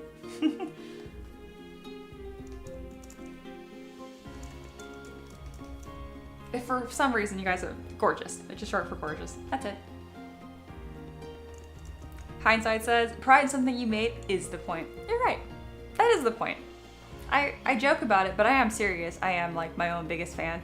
And they're all like, oh, that's not very humble of you. I'm like, oh no, I still have room to improve. But I also love my stuff. They can exist simultaneously.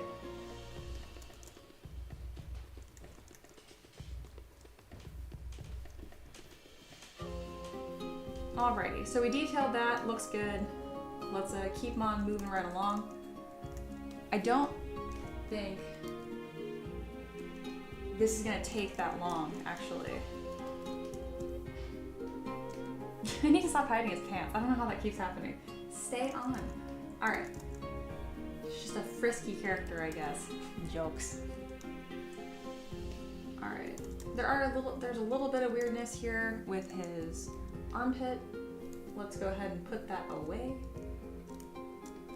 I will make the body its own piece. It just makes it easier for me to adjust. There we go. That's what an armpit looks like, more so. Looking good.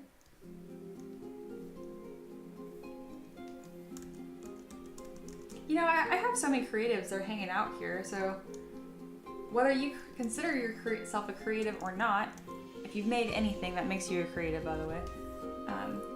What's something you guys have made that you're really, really proud of? It doesn't have to be recent, and it can be anything. Like, there was a project that I remember still that I did in kindergarten where we used potatoes to like paint a butterfly or something.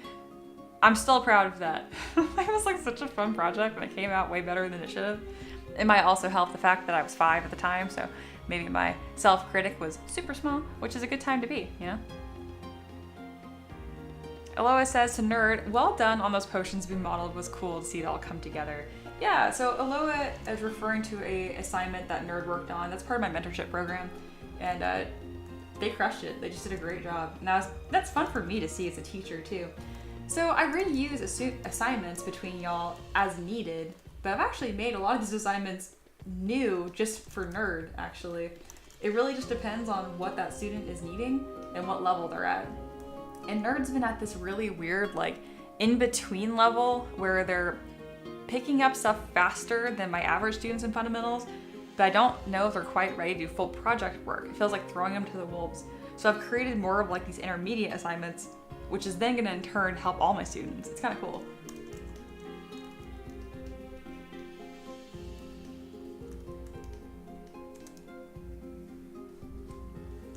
Monkey said, I'm talking about stuff you're proud of.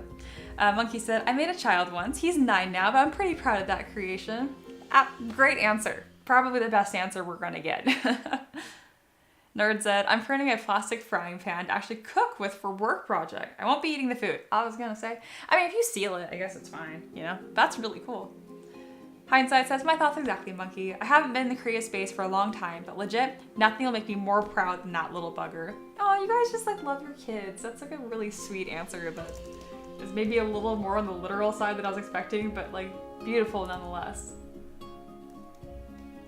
I have created 0 children and I plan to keep it that way forever.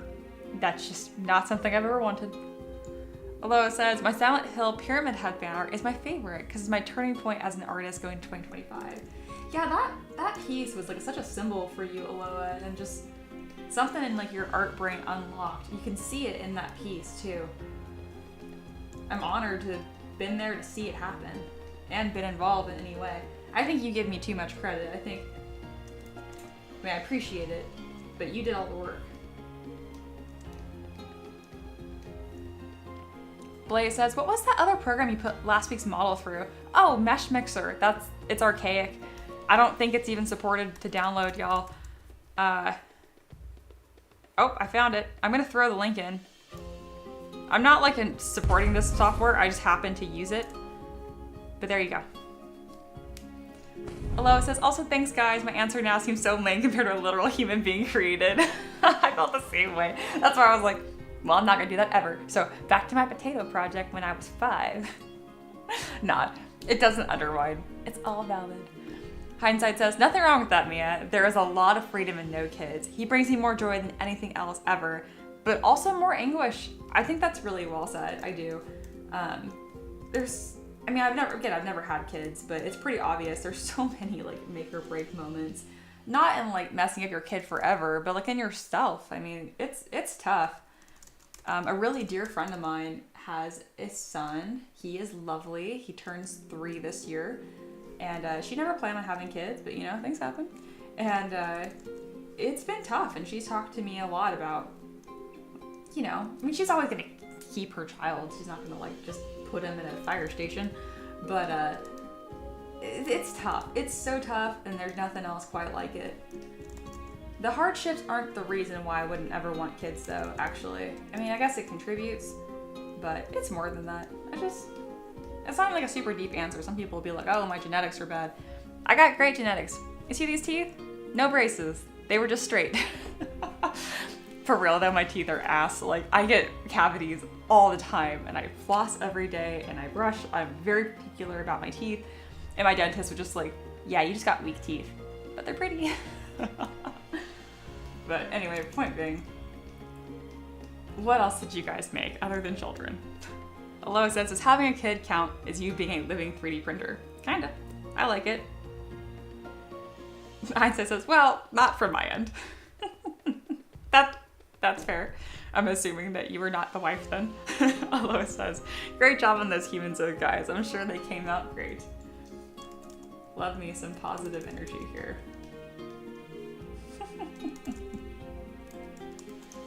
I never know what we're going to talk about here, and that brings me a lot of joy.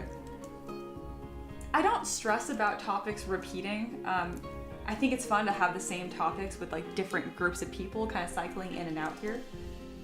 But I am pretty amazed at how fresh we keep it.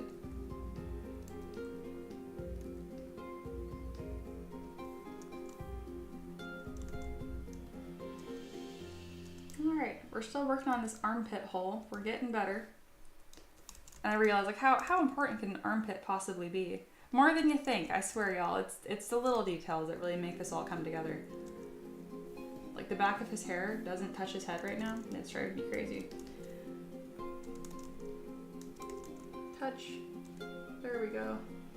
Small stuff matters. And then his neck has a weird concavity on the back, which we'll fix quickly by using this clay brush. It's a really good brush just to quickly add volume. Just make sure that whenever you're adding volume, your brush size isn't larger than what you're adding volume to, because if it is, it does this, which is the opposite of what you want. So again, if you're like, what the heck just happened? Your brush size cannot be larger than the thing that you were sculpting on, because if it is, it destroys itself. You can fix that by having backface mask turned on, but it's not enabled by default. All right, he now has a neck. Neato. He's kind of a dashing little dude, isn't he? I like it. Blaze says, pet. As far as like stuff that you made or raised, yeah, absolutely. I have two, though, we were asking. Aloha says, by the way, Mia, not sure if you mentioned already, but how awesome is it that we got a nice group of people coming to the tavern each stream? The chat just goes along on its own whilst you create. It's true. It's so nice that y'all just, again, you're like the ideal like babysitting kid age is what I think of. I know you guys are grown adults. It's just the visual that I have. Blaze says, never thought we'd talk about armpits. Yeah, we do. We talk about all kinds of stuff here.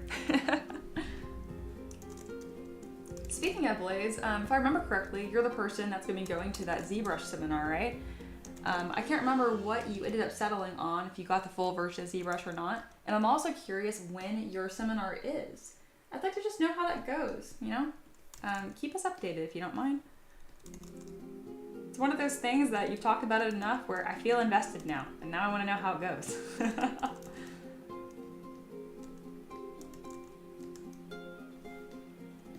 Oh, I have a story for you guys. I almost forgot to talk about it.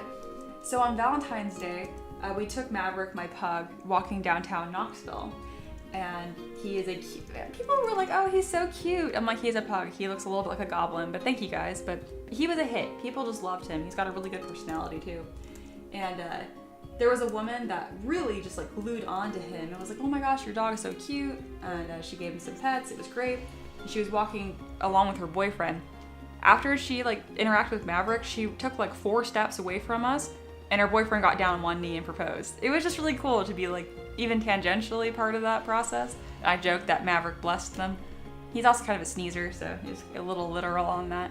But it's just a really beautiful moment. It was really cool. So my Valentine's Day was full of lots of love, even from strangers. And then Blaze says, yeah, hubby told me to get the full during Adepticon in March. Okay, so that's coming right up. Gotcha. Sorry, it's just costing me a bit to go to them. I want to make sure I have what I needed. Why did you apologize? Was there something else said? I think you guys just, some of y'all are so polite, you just like chronically apologize. Anyway, very cool, and I'm glad you got the full. There's just so much to play with, and especially the Z modeler brush alone, it's gonna make it worth the full version, especially if you are paying or taking the time to go to a seminar anyhow. One of my students I banned from saying sorry recently. I think it was you, Aloha. I got like real serious with you and I'm like, stop doing that. I'll be mean to you if you say sorry and you shouldn't be saying sorry. It's just an easy force of habit. I used to do it all the time. Oh my goodness. And I was like, what am I sorry for? And I'm like, oh, that's right. I'm not.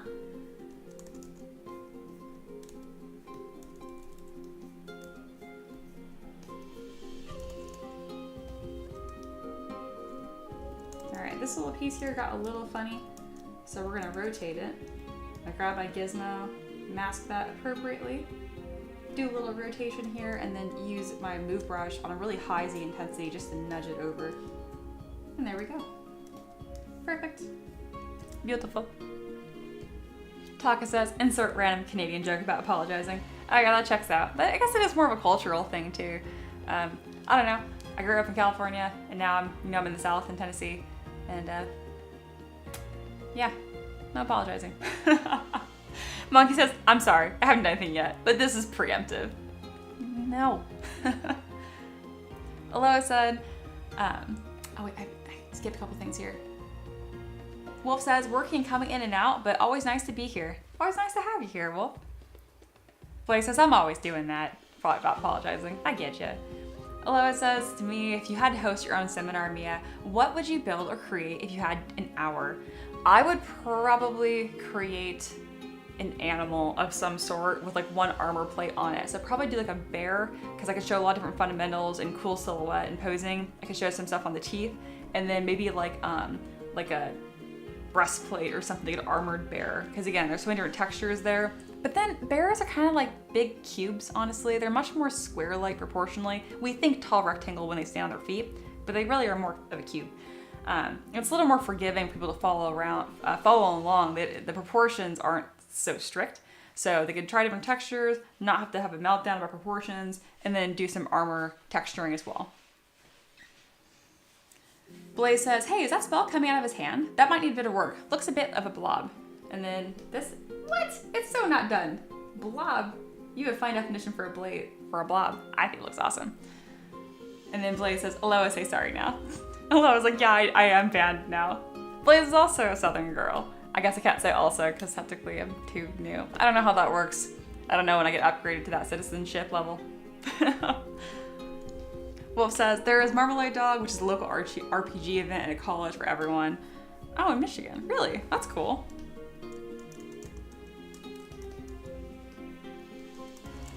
I actually really like this spell effect, and I stand by it.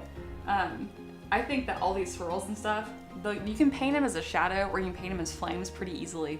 So I'm happy with it. My only complaint with anything is that it's a bit too long, and I want it to fit on the base better, so I'm probably gonna grab it with this transformer and shorten it up.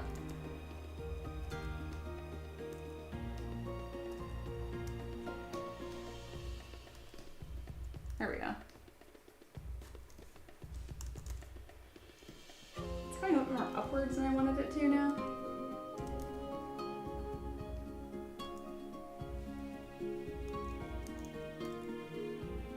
There we go. Alright, pants are detailed, decimated. This undershirt I haven't quite handled yet.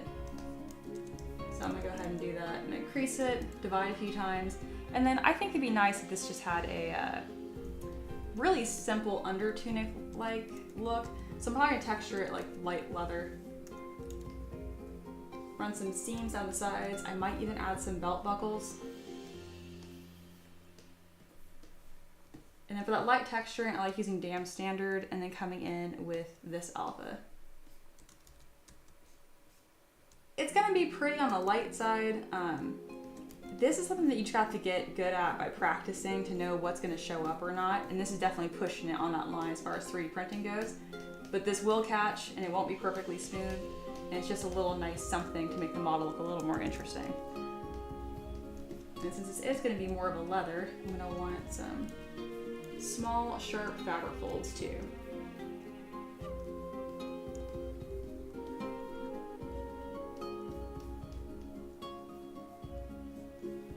Not sure if that's, yeah, it's not visible.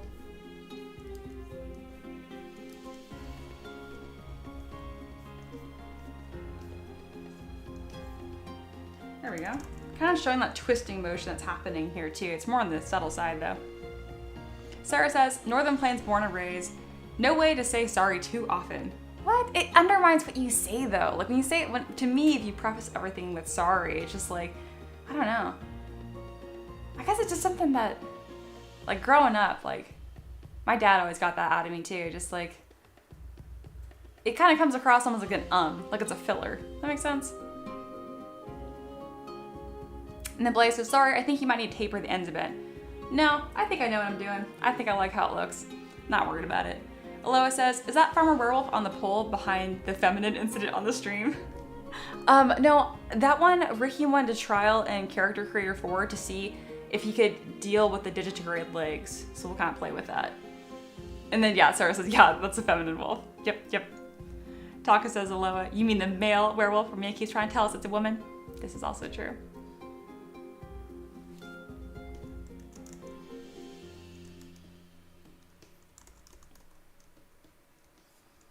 I really like how this cape is structured though. All right, what else can we do to keep, we're moving right along and improving each bit of this as much as we can.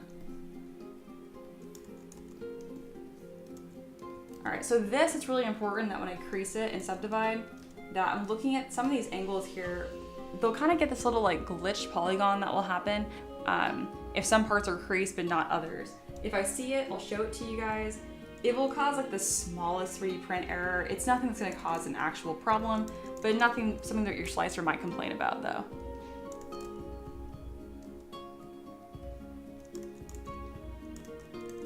What is this piece? Oh, that's the tunic. Let's push that in. There we go. And now it's nice and smooth, and that's gonna be kind of just like a nice little thing to paint on here. All right, I'm gonna do the same thing for anything else that's looking a little more on the low resolution side. These are tucked in and they shouldn't be, so let's go ahead and move those out.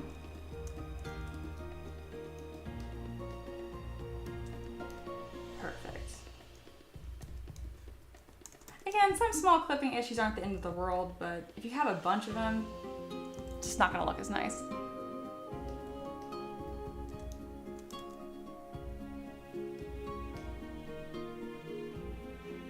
Looking good. In my head, whenever I find something that's clipping, I always pick like which mesh is going to win, and that's what I'm thinking of when I'm pulling different things. And then I do have these tabard pieces here that I'm gonna bring in from the original. There we go. And then that will add just a little bit of motion again. It's tempting to do them all at once, but I don't want to have any weird clipping issues. So I'm just gonna grab the bottom one, do a good job on this, and then duplicate it and create that same like layering texture.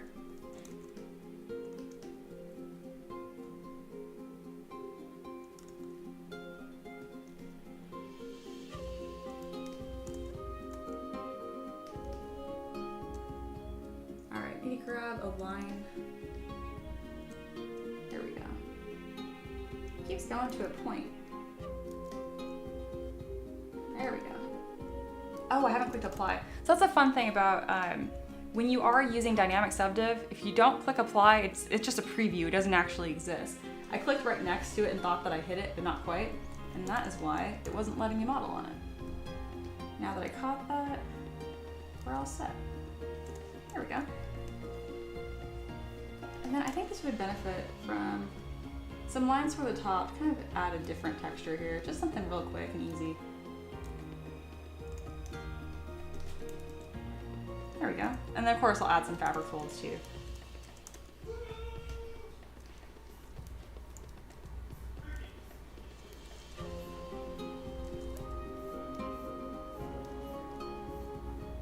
There we go.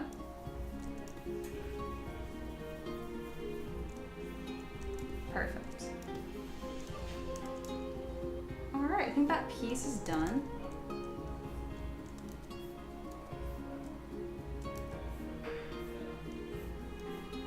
Making these folds a little more intense. Good. And now we'll drop that poly count and create that little layer effect, maybe a little bit of a breeze. Blaze asked, what would those lines look like as a V? These? Like, if they were like this? They'd look like that. If the lines were a V, they'd look like a V. I know you're asking something else. I'm just not quite sure. If you reword it, I'll do my best to answer it though. I'm gonna actually increase the poly count again so I can go ahead and, there we go. Get a smoother bend. And I want this to go in the same direction as the cape.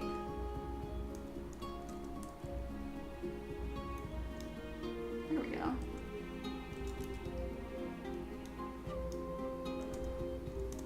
Perfect. But I'm also gonna be checking the silhouette just to make sure I like what's happening here.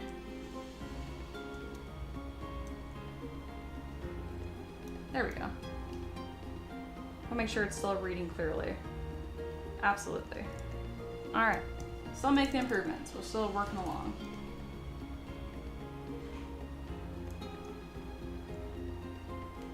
Hindsight says, I'm from Colorado here. I live in Pennsylvania now. Feels like nobody apologizes here. That makes sense. I think that's like kind of like a stereotype of being around New York. Like that's something in Tennessee I thought was interesting.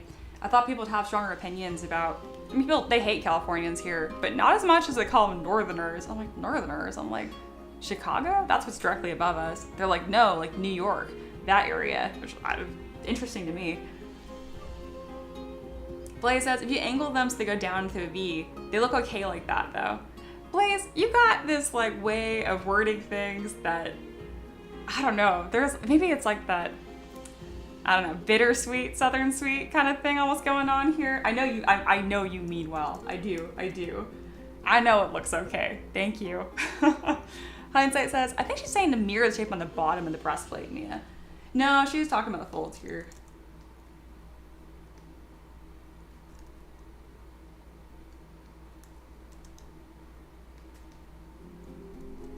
Blaze says, sorry. No, you're okay. I think it's one of those things, some people, like when it comes across in text, it doesn't have that. I'm like that. I come across really rude over text. I get it. I totally get it. It's like the permission-y thing. It's so funny. I remember, I never got better with it either. I just made it so I just call everyone whenever I had to respond to them on something, because I never got better at it. But when I was in school, it benefited me because in engineering, everything's really scientific and strict. So I was able to kind of hide behind that. Careful, Blaze, or get the net out. They're actually already in the Discord, so you already did net them. They've already been scooped up. Unless there's a different net for that.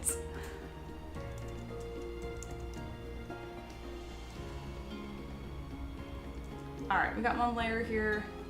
I don't know if we're gonna have butt tabard flaps. We'll see. We'll see if it needs it. I think it will. I'm gonna put a little bit of texture on the back too.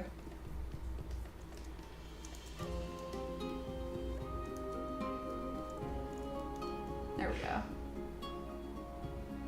And then I used 3 kind of in this block out here, but we'll see how many I actually end up doing. It's really just to have an interesting bit of texture here or something different. And I might decide that I don't even like it at all. I don't know. We're still, you gotta iterate a lot when you're creating. Because if you don't try it, you're not gonna know.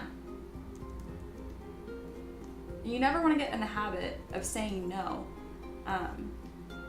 Because if you're always saying no when you're trying stuff out, or criticizing things as if they're finished, you're just shooting yourself in the foot creatively too. And I get where it's like, well, if you say yes to all of your stuff, are you ever going to improve? Absolutely. There's a time and a place to be critical with your designs, and it's definitely not in that, like, you gotta let yourself play. Does that make sense? I'm always trying to tell my students that too. I'm like, I'll even say like, I don't know if you're playing enough in this design or iterating enough. When my husband's learning how to do graphic design, he would show me a graphic that looked pretty darn good, and I'm like, where are your other versions? He's like, well, this is the only one I've done. And I'd be like, do it a couple more times, not to just like waste time, but like give yourself like 5 minutes, like sketch up a new approach to it, right? I remember in the beginning, he was like, oh, like, do you not like what I did? And I'm like, oh, that has nothing to do with it. It's like, just keep trying and iterating, and you grow that bubble just a little bit more each time. It's kind of like creativity is, you can think of it like a muscle almost, funny enough. Oh, I missed you guys. Mikey said, I said with all due respect, lol. That's so, like, that's very on theme what we're talking about. Blaze said, just like painting, you won't know till you try it. Absolutely, Blaze, absolutely. Lo says, that's my current assignment, have fun. Yeah, speaking of, don't spend too much time on that. Make sure you loosen up and just riff. If you're doing a bunch of them, that's good, but it doesn't have to be the same level of polish as these other assignments you've been doing. And then Blaze says, dang ads. Yeah, ads will kind of, I try to put them as conservative as possible. And then Hindsight, y'all are full of opinions today. I like when you guys are like, ooh, put a little necklace on there, as opposed to like, that's a blob. That looks off balance. You guys are spicy today. Lord, it's not off balance. Also, it's one angle. You have to look at the whole thing to see the positioning and the legs. Also, perspective is a big one too. So if I turn off perspective, you see how it gets all kind of sucked up? So that's as if it's orthogonal. So that's as if there's absolutely zero lens distortion. So since our eyes are curved, there is a lens distortion. I think the default here is, oh, what is it, 50? But look, so if you look at the camera right now, I could do 8. So that's a really dramatic one, right? But it's tricky. It's like, well, what should you sculpt in? You want to sculpt in what our vision is, which I think is 50. What is human eye focal length? 17 to 24. Huh, interesting. I didn't know that. I think I usually sculpt around 50 though, which is considered just like flatter. That's pretty cool though. All right. Sarah says, yeah, our teacher always said make 5-minute thumbnails, then pick one. That's a really, really good advice. I think Kyle's new here. Hi, welcome. I'm an engineering student that does space research and started creative modeling for surgery research. Now I've discovered that you have a channel and also studied mechanical engineering. I sure did. That seems like a lot of happy coincidences. I like it. Hindsight talking to mini blades. If you're on PC, you can get the ad block extension. Try it. Doesn't ever hurt the stream though. Oh, I don't care. That's not how I make my money. That's why I'm always telling you guys about my mentorship program and Patreon. That's where I make money. If I could turn ads off, I mean, I try to. I think I have it as conservative as possible. But even if I turn monetization off, YouTube will still put some ads up every now and then. Hindsight says, we're not the only spicy ones today, Mia. That's true. I'm a little on the spicier side today too as well. Blaze says, he needs a Discord. Oh yeah, good point. Discord is linked at the top right here to join, but if you want to join, here it is, put it in again. So yeah.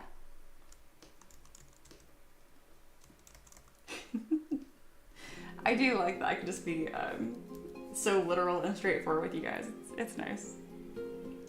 Yeah, I need lunch. I was light on breakfast today and it shows. Some days are just like that though, you know?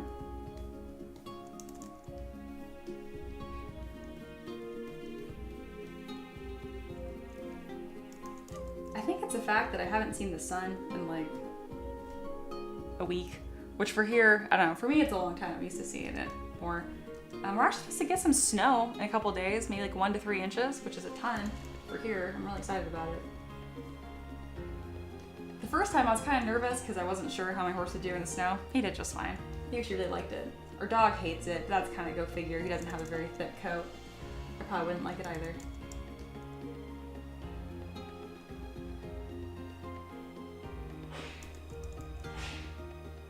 Aloha says to Kyle, allow my net to introduce itself. Monkey says, my wife got me a Blackstone grill for our anniversary. I'm about to go make myself a Philly cheesesteak. Oh, that's fantastic. Well, enjoy that lunch. Oh my goodness.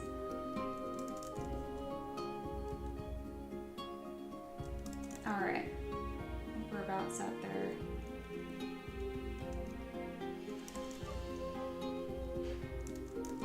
And then this one, this little cuff kind of has the same problem the other one did, where it's not quite lining up, it's really close. So let me go ahead and adjust that and then tuck the sleeve back in. Again, they're small things, but they all add up, you know? Just showing that being intentional.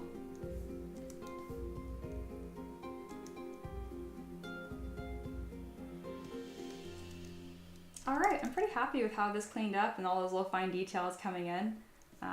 This is a really nice one. His hair still needs to be adjusted a bit here. We've got kind of this weird line. So I'm kind of just tucking it into his skin so you get these more organic transitions. And I'm really just keeping an eye on anywhere that's just a little off. Like for example, this should be tucked underneath this shoulder blade right here. Shoulder armor. There we are. Very good.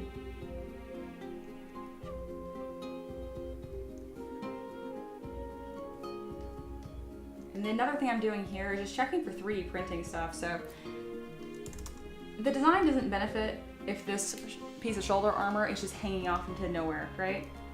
And it should be touching the body anyhow.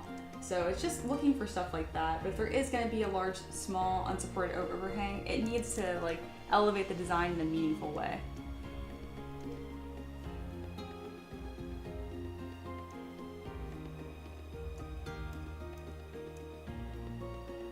There we go. Ricky says, I've been wanting a Blackstone so bad. Blaze says, stay away from the grocery stores. They've announced snow. Most Southerners treat it like Weatherman said Armageddon. Oh, I picked that up. I've been here a year now, and my goodness, it's like the whole world shuts down. I'm like, it's an inch. We're okay. Monkey says, dude, Ricky, it's so awesome. Yeah, we're wanting to get a Blackstone at some point, too. Sarah says, the UMN civil building is underground, so I spent a month at the end of each semester not seeing the sun. Fun times. Whew, rough. An inch of snow in the south is the same as level chaos. It's a 15-inch storm here. Yeah, a really dear friend of mine and my family, they live in Cleveland, and then he's out in South Bend in Indiana. So anyway, so they get real snow up there too, and my goodness, it makes it look like we do not get snow here.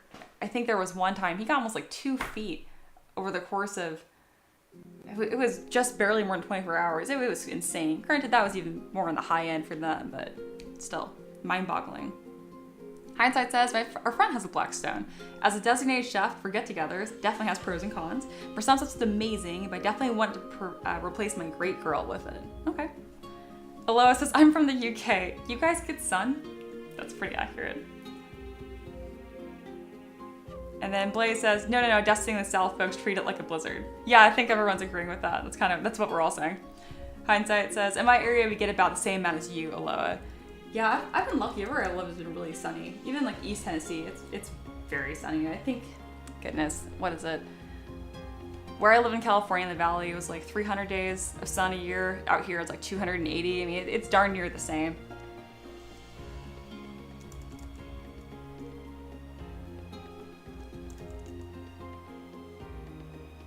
All right, pretty happy with this. Before I do any final touches, I'm gonna just leave this alone. And then I'm going to work on the other piece as well, the other pose. This is our casual pose. He's kind of more hunched over. I don't think I'm gonna have the spell effect for this one at all since his hand is just down by his side. But yeah, he kind of looks like aggressive, kind of standing on guard.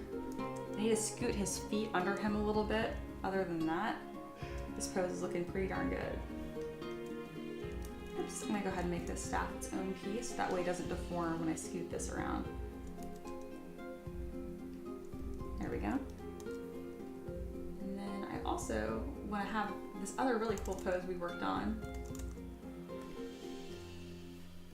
pinned on the screen. Why are we showing both? There we go.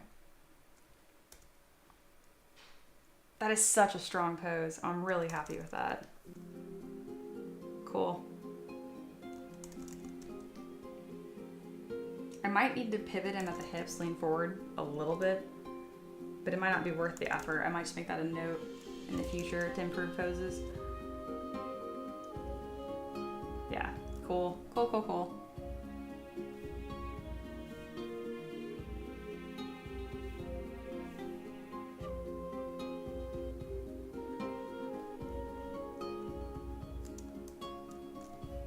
All right, on to the other one. Much more relaxed pose, needless to say. Blaze says, hey, I got sun today. Very nice. I feel like it just makes the day better, but I mean, after a while I get tired of the sun. You know how it is. Anything too long in a row, you want the other thing. Monkey says, everyone talks about how everything shuts down when it snows in the south, but I don't hear anyone complaining about not having to go to work or school. That's fair. We just get to pull the kids on boogie boards behind the truck. Yeah, I love that. Mark's here. Hey, welcome back. Have you ever tried Nomad Sculpt? I have dabbled with it. Is that more beginner friendly than ZBrush? It's just less robust of a program, so I guess I would say, yeah, it is more beginner friendly, perhaps. I mean, learning anything, you know how it is. It's gonna feel alien either way. If you get lost in all the menus in ZBrush, I mean, that could definitely be way more overwhelming. But if you get like those fundamentals of where you're supposed to start, you're fine. Like in ZBrush, you have all these brushes to get overwhelmed by. You really only need 5. Like these ones I use over here, they're pinned. That's all you need. So I would say yes and no. Hindsight says, I'm outside of Pittsburgh. We actually get more rain than Seattle. No kidding, I did not know that. Just no one cares about the Berg, so no one knows that. Boo.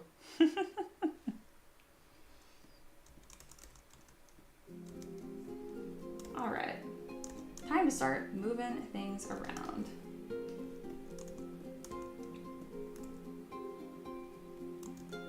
Kyle says, I use Nomad and it helped me get started. I'm always jealous of having more features than ZBrush, or if I have an old iPad, it's convenient. Okay. Yeah, Nomad's pretty cool. Blaze says, I did that when I first opened Blender. I just learned to take it one step at a time. There you go, a little bit each day. And then Blaze also asked, why is this toe curling up? I don't know. Why is it not done? All right, let's keep on working. Sarah says, it's more the North mocking the South for being babies. We never get snow days up here. Just days where the pipes burst. It got so cold. Yeah, we actually had a bit around here where we had to worry about that. It was, gosh, it was getting below 10 every night. And then during the day, the warmest it would get would be like 28. That was wild. I have a big hose, like 100-foot hose that's from the spigot out to fill up our horse's water trough. I had to loop up the hose and store it in the garage because the whole hose started to freeze solid. And I was like, that's a problem.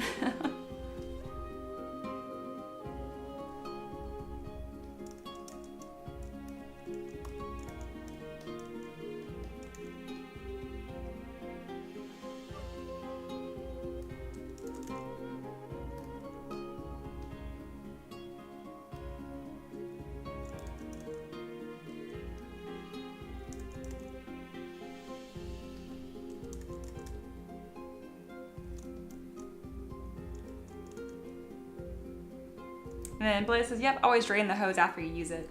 Yeah, I'm not going to drain a 100-foot hose. I'm just going to put it in the shop. That would take longer than just putting it out in the first place. And Wolf said, I would agree with Sarah. Sam, that's about what I've heard too. I don't talk about it much, but I was born in South Dakota, actually. And you want to talk about real snow. My goodness. But it bonds everyone that's there, right? You gotta kind of figure it out. And you know it's coming every year, so it's not like a surprise necessarily. That's why I do give East Tennesseans a bit of a pass, because it actually did snow a ton last year. And not last year, it's actually been 2 years ago now. So in the very beginning of 2024, last January. So it really did catch people off guard, because we don't really have the infrastructure for that here. In Indiana, I mean, they handle it no problem. Like my buddy in South Bend, because the tiniest bit of snow happens and like 50 snow plows like descend on the road from the city. Out here, it's like we had 2, so it was a panic moment for sure.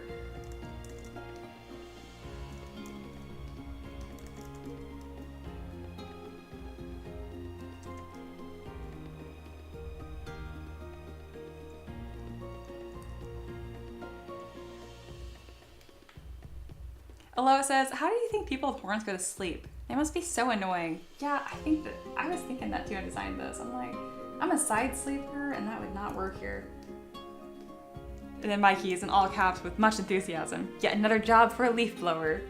Oh my goodness, you sound like my dad. Monkey, you have a snowplow? Lol. It just had a meltdown here. Aren't you in Florida? You're not supposed to get snow. That was so weird. Not that much snow anyway.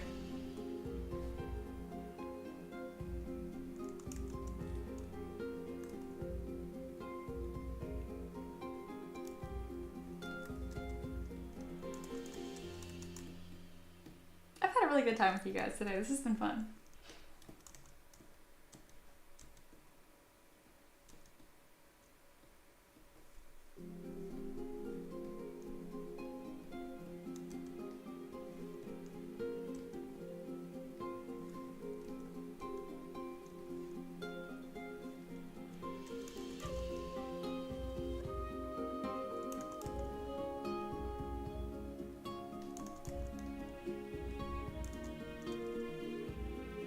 Looks so silly without any detail on his pants. Just got a bit of a funny butt moment going on.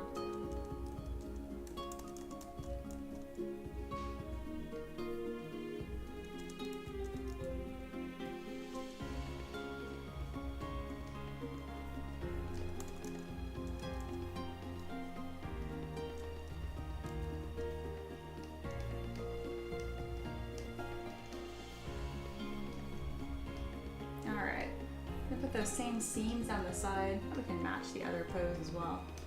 Need to change the alpha back to what it was. Get some streaks in there. Not that much. There we go. A little inflate trick. That's not the inflate brush. That's still not the inflate brush. There we go. I don't actually look at my brushes when I go to grab them because I'm so used to where they're at. Every now and then I overshoot a little bit.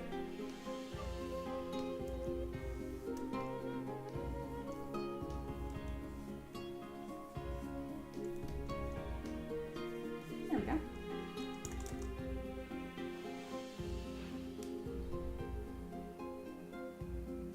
And then Blaze mentioned, someone put up pictures of the beach amid the snow in Florida, I think you're talking about. They had quite a bit there, enough that I wonder if it was Photoshop. Yeah, I probably thought the same thing. My dad works at the weather service, obviously not Florida, but he is very much so passionate about weather, go figure. And he called me and told me about it. He thought it was just the coolest thing.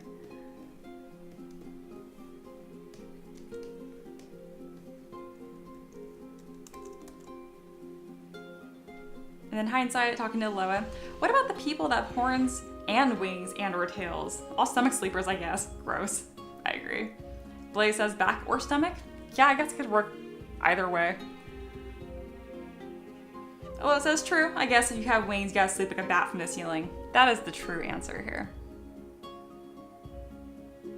Blaze says, at least he's not a tornado chaser. No, he has a degree. Hindsight, sleep in one of those weird chair airport masseuses have. Oh, yeah. It's funny to say airport masseuses. Or oh no, I know what you're talking about. Because I was just a masseuse table, it's pretty normal. No, I know what you're talking about.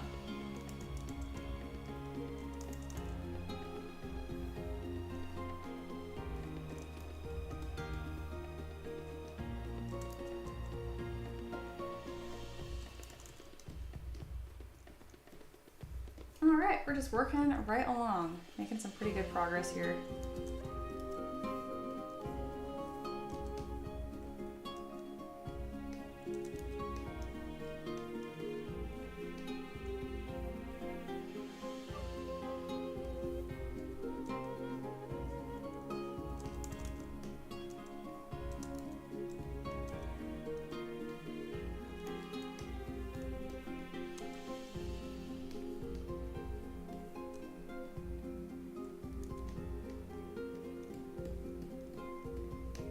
Just putting in some really rough, blocky folds back here. It's something to make it not look completely ignored, but it's possible that I'm covering this up with a tabard anyway.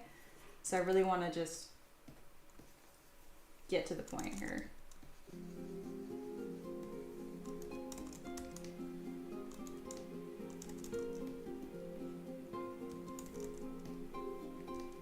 Yeah, I'm gonna have a tabard back here anyway. Very good. Going to be this piece. I might need to straighten it back out, so if I undo this, I might find the piece I need. If not, it's not going to be too hard to fix. Or not so much fix, but just adjust. Again. Or just keep on keeping on, making progress.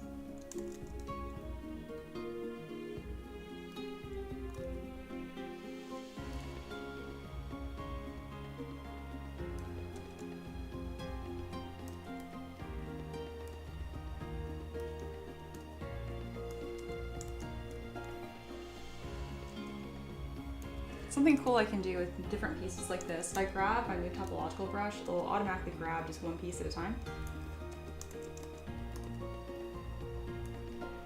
This needs to be mirrored across the Z axis, I believe, to fit on the back. Yep, it was Z.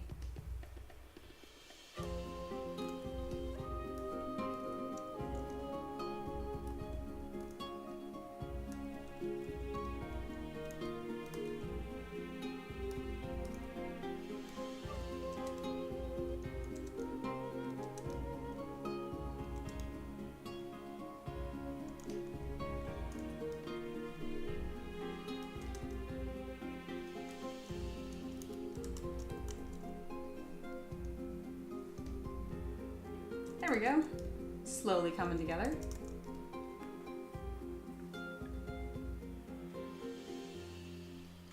Alright, I miss you guys. Blaze says, is this the point where we get to make ass jokes? Oh yeah, because that is what I was sculpting earlier. We are sassy today, aren't we? Yeah, I mean, that would be the time, I guess. I blame myself. When Delia says to Blaze, only if you wish to be the butt of the joke. And Blaze says, oh, we are sassy today. Dude, we're same wavelength. Maybe we all fit in and get along a little too much. We become like a little echo chamber. Hindsight, says to Blaze, I've stopped myself from making so many jokes this stream. I'm proud of you. I'm proud of you. And then Monkey, meanwhile, in their own happy world, still thinking about lunch. Ooh, no, I'm gonna make a Philly pizza steak. I got pepperonis and fresh mozzarella and pizza sauce. That sounds lovely. Yeah, I was just being spicy with y'all because, oh my god, every time you guys make a suggestion about something that is not done, it's the equivalent of like when you're driving somewhere with children and they go, are we there yet? Are we there yet? That's exactly what it feels like as an artist. I'm like, I'm literally not done. It's literally happening right now. But at the same time, like, of course it's obvious to me because I'm like the so-called, like, I'm like the driver, right? I'm the artist, so I know where we are on this road. And you guys aren't doing this exact piece right now. So you're not sure. You're like, oh, are we gonna forget that? Or like, I totally get you guys are coming from. You guys are so sweet. I'm just sassy and underfed right now. And I'm underfed and I'm undersunned. Granted, my sassy I know is still pretty tame. I don't know, I've just never been a very crabby person. I feel like even if you're gonna be grouchy, like there's a way to make it funny and there's a way to be light about it, right? Life's too short to be actually upset about things all the time. And then Ricky talking about monkeys making me so hungry right now, right? Please. Hey, at least we weren't encouraging you to do it like the guys do, female characters. Yeah, that's true. That's true. People, that can be, ugh. And then Monkey's like, I'm not sassy. I'm just fantasizing about food. Oh yeah, no, you're in your own happy little world. You're doing great. And then Blade's asking, ooh, that sounds good. What kind of bread? Crunch. I think all of us need lunch. Monkey says, I can be spicy. Hot sriracha, Cholula, Reaper. You're funny. Hindsight said, hey, I made a comment that was done. You basically said, too bad. You should have peed before we left. That's true. I think you're talking about something to do with the pose. Except the pose isn't unbalanced. This pose is killer. I could rotate his chest forward a little bit, but at that point, we're just nitpicking. Aloha says, important update in general, by the way, Mia.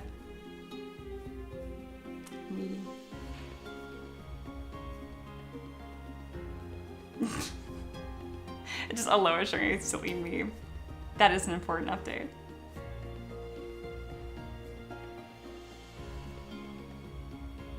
Mikey says, I'm only Oscar grouchy. Oh, that's a classic. I mean, everyone loves Oscar the Grouch.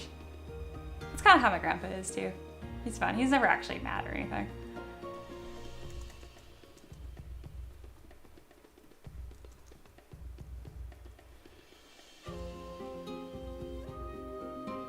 Hindsight says, no, you're right. It wasn't. It was lack of perspective that was throwing me off. That's true, but I kind of wish you were also, okay, your joke you just made right there, I didn't give enough credit. That is so freaking funny. I'm gonna read it again for those that missed it. It was like, hey, I made a comment, something that was done. You basically said, too bad. You should have peed before we left. Like that just fit like my analogy. Perfection. That was really funny. Monkey says, pastrami. Monkey, you're cracking me up. You are off topic right now in the best way. There are ways to do it correct and not correct. This is the correct way. Really, if it's ever food related. Yeah. All right, I have a heater in this room and it is making me legit spicy. I feel like I am melting and it is actually making me kind of grouchy. So I'm gonna turn the heater off right now. I'll be right back.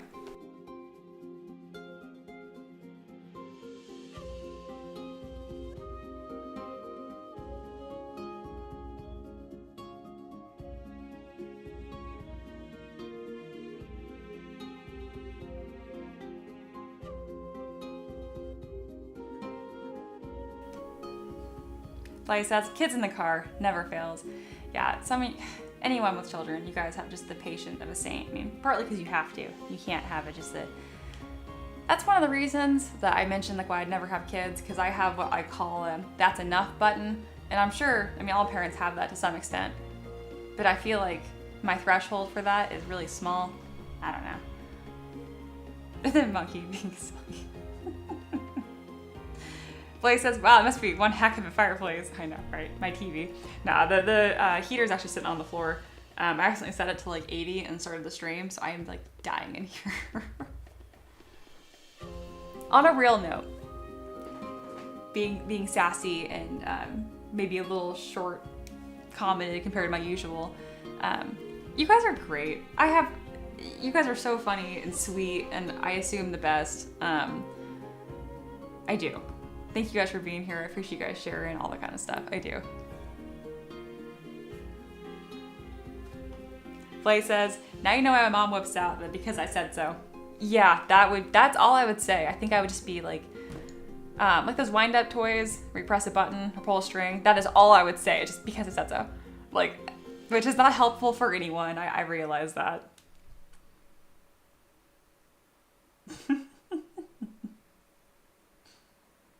I like you guys. I do. YouTube is sending some good people my way.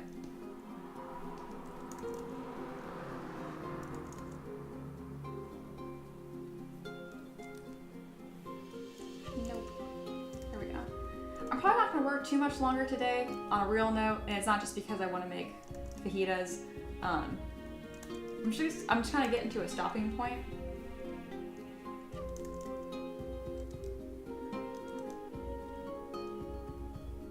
And the very, very last few bits of post-processing, they're not super interesting. They don't take very long, so you guys aren't missing out on too much.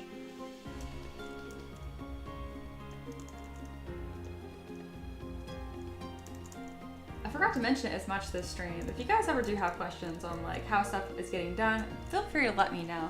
I'm usually a little more descriptive in my process. Today we've just been kind of off topic in a fun way together, so I kind of just leaned into it.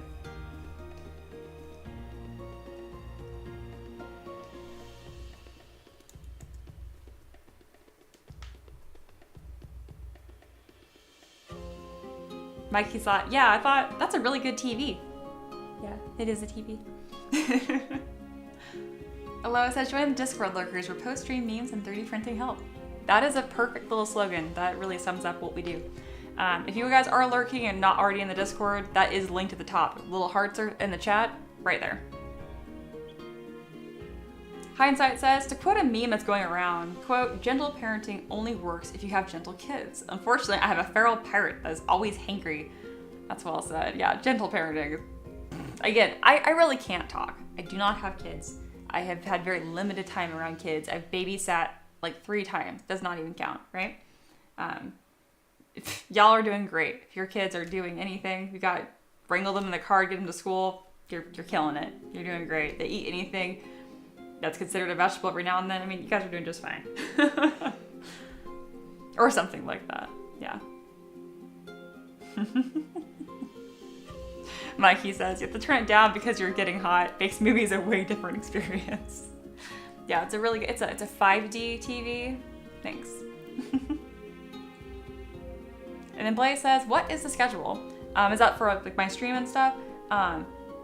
If so, it's between 11 a.m. and 1 p.m. I start just think around noon. If I haven't started streaming by 1 p.m., I'm not gonna stream that day. That's all Eastern time zone. I think we're in the same time zone, Blaze. And then I take Sunday, Monday off, usually. Sometimes I stream every single day, though, of the week. Just think every day around noon.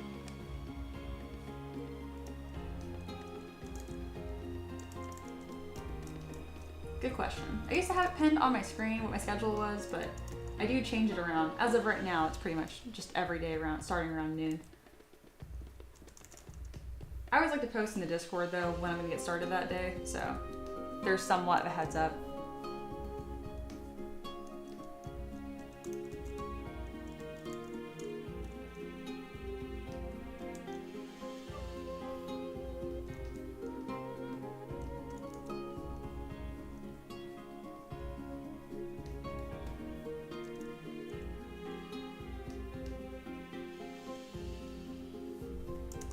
Aloha says, Mia can be ready to stream at any point. No one is safe.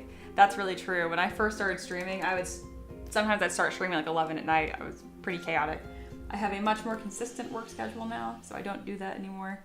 But that was absolutely a thing that used to happen.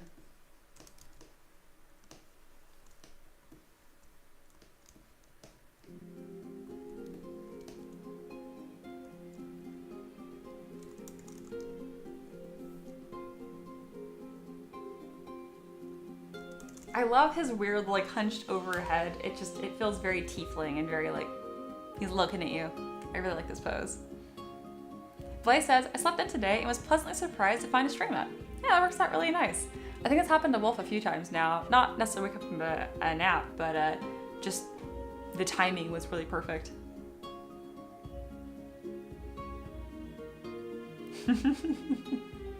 Monkey says, wake up, it's time for a 3 a.m. spicy stream. Oh my gosh, don't encourage me to be mean to you guys. I'm trying to be kind. And I was pretty good. I mean, I like the joke about the are we there yet? That was pretty accurate.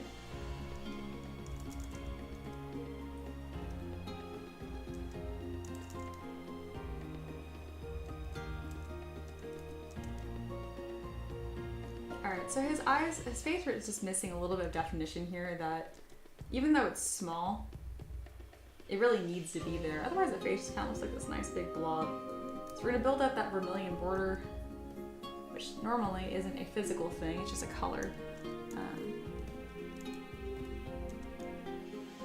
But on these tiny faces, it really helps whatever you have to catch some paint. Let me turn up my laser radius. Gonna build up edges of his nose. Oh, ZBrush was like, no, you're done. I'm gonna suck it away. Come back.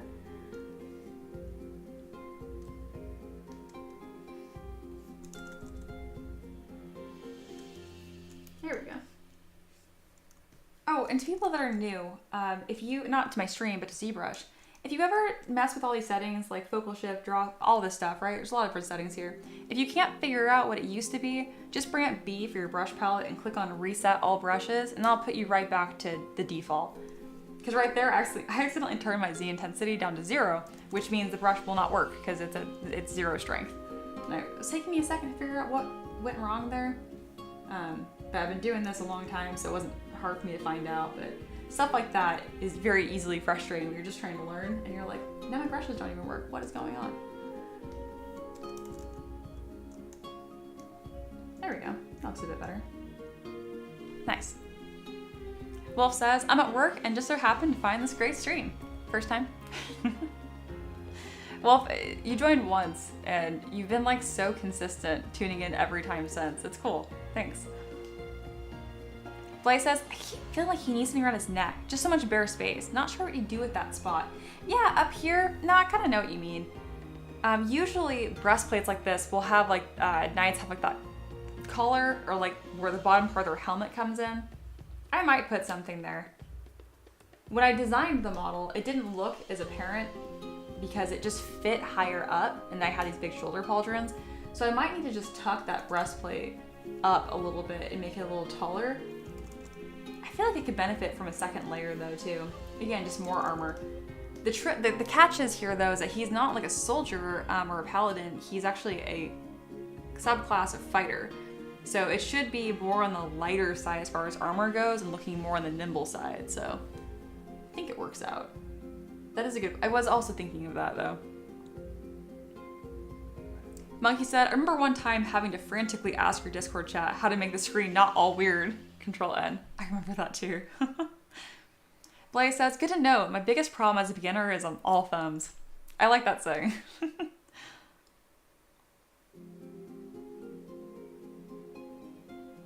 Blaze says, I don't want to say necklace because that would fall back to use all the time or be a fallback to use. And he just doesn't seem like a necklace kind of guy. What would a fighter wear around their neck? You know, like, I don't think they really would. I mean, this is already pretty heavy as far as armor goes for a fighter class. The only reason I kind of got away with it is because he's an Eldritch Knight. Hindsight says, could just bring this shirt collar up. That's what I think I'm gonna do because, again, in the original, this is the unposed version here, it was higher up. So I might just scoot it. Wolf says, I'd recommend a guard or a scarf. Heck guard. I'm pretty sure you mean neck guard, but a heck guard sounds really funny too. Yeah, the scarf would kind of add more fabric. You know, that could just be the front of his cape. Here, that might actually work out really well. I'm gonna throw that on and then you guys tell me what you think.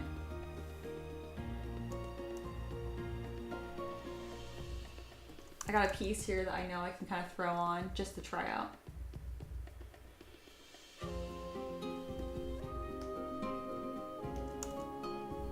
So not gonna be a literal scarf, but it's actually gonna look like it's part of the cape, which currently is just tucked under his shoulder armor.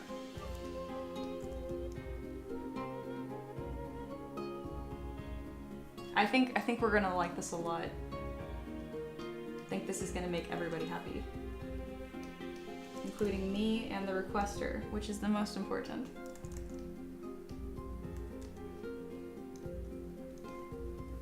Yeah, what do you guys think about that? Something very, like I might need to, I'm thinking and talking at the same time. There, I'm kind of moving around a little bit still, but that actually flows with the cape, and that really would fit, it would be the cape. So I'll make sure to actually connect it in the back. I think if we do this, everybody wins. Yeah, some more layering there. I like that a lot. What are we thinking? Wendelier said, what would a fighter wear on their neck? Another attack action. I know, right? Well, look up Hema neck protector. Blaze says no, but then says might work. Blaze is in their own design crisis. Although, whenever someone types in caps, I imagine them standing up in the tavern yelling from the back. Honestly, same. Alright, I'm gonna look up what Wolf suggested.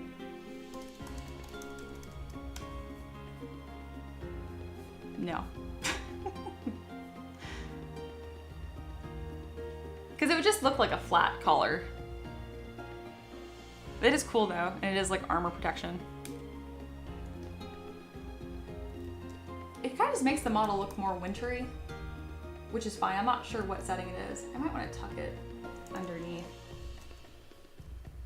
But it's the same texture as that cape too, which is more of a half cape though. And then Just Lingual is here. I think you're new. Hey, welcome. I like it. And then Blaze says, can happen. It can. Monkey, it's like me typing in caps. Smash burgers are up. Right, in like the back of a diner. Hindsight says, I'm a big fan of the Mandarin collar style for military wizard type collars. I'm gonna look that up because I don't know what that is. I just know Mandarin is a language. Came up right away though. Oh, like something really small and simple. Okay, yeah. I mean, it's like the top of like a shirt. It's less on the bulky side.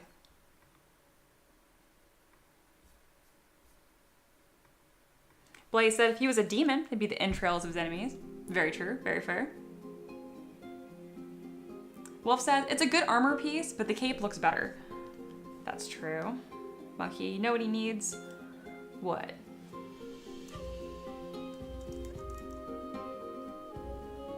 A turkey leg. No.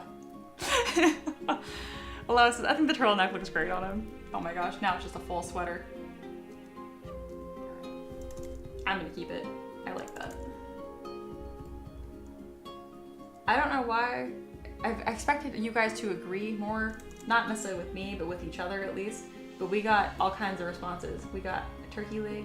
We got totally different colors, more wizard-like, more, less, smaller, diagonal. I mean, that's kind of the nature of art though, you know, everyone's got their opinions. I like it.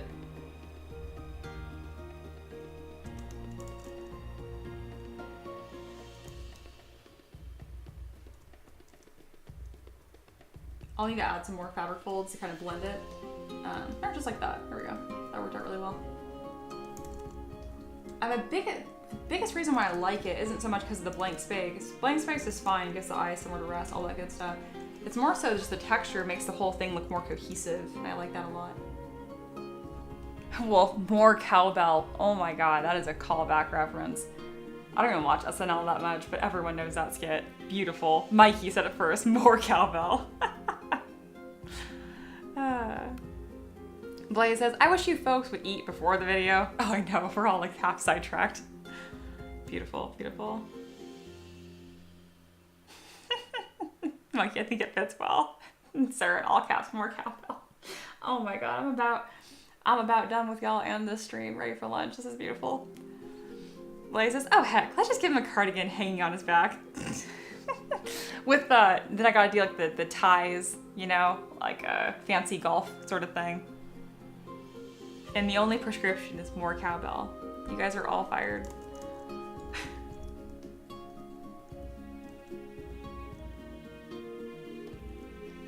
Alrighty, we're almost done.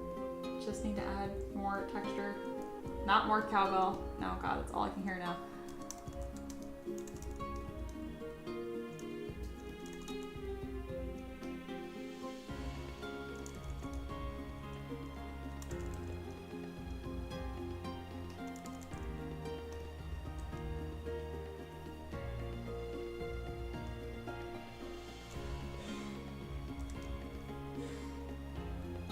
Alright, there's no fabric folds right here, and he's missing an elbow. So I will give him an elbow.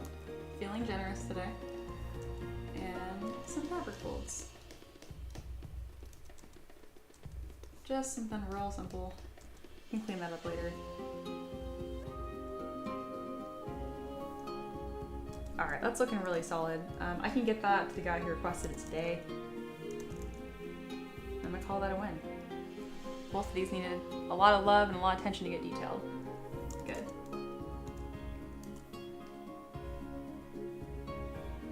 Go on this side.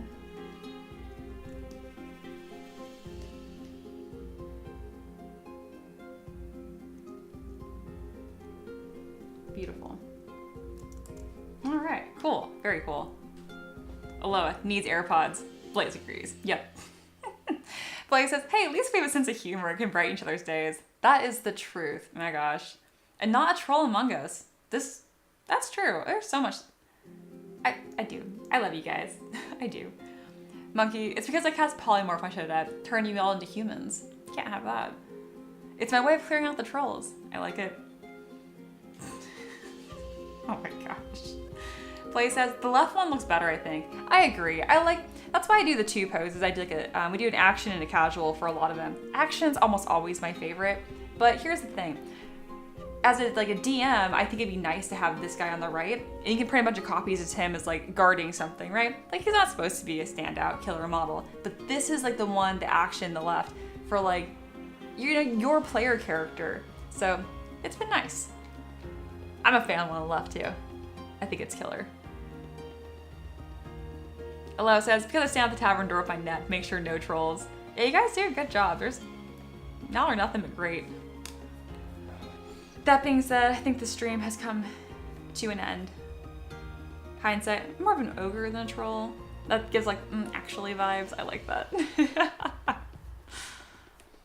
All right, I'll need to go through the Discord. You guys are talking in here too. There's an invite at the top.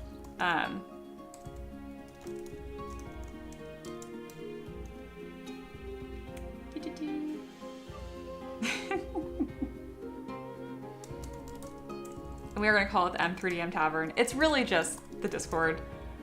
Oh, I misspelled tavern. Taverb. I'm not going to fix it. All right.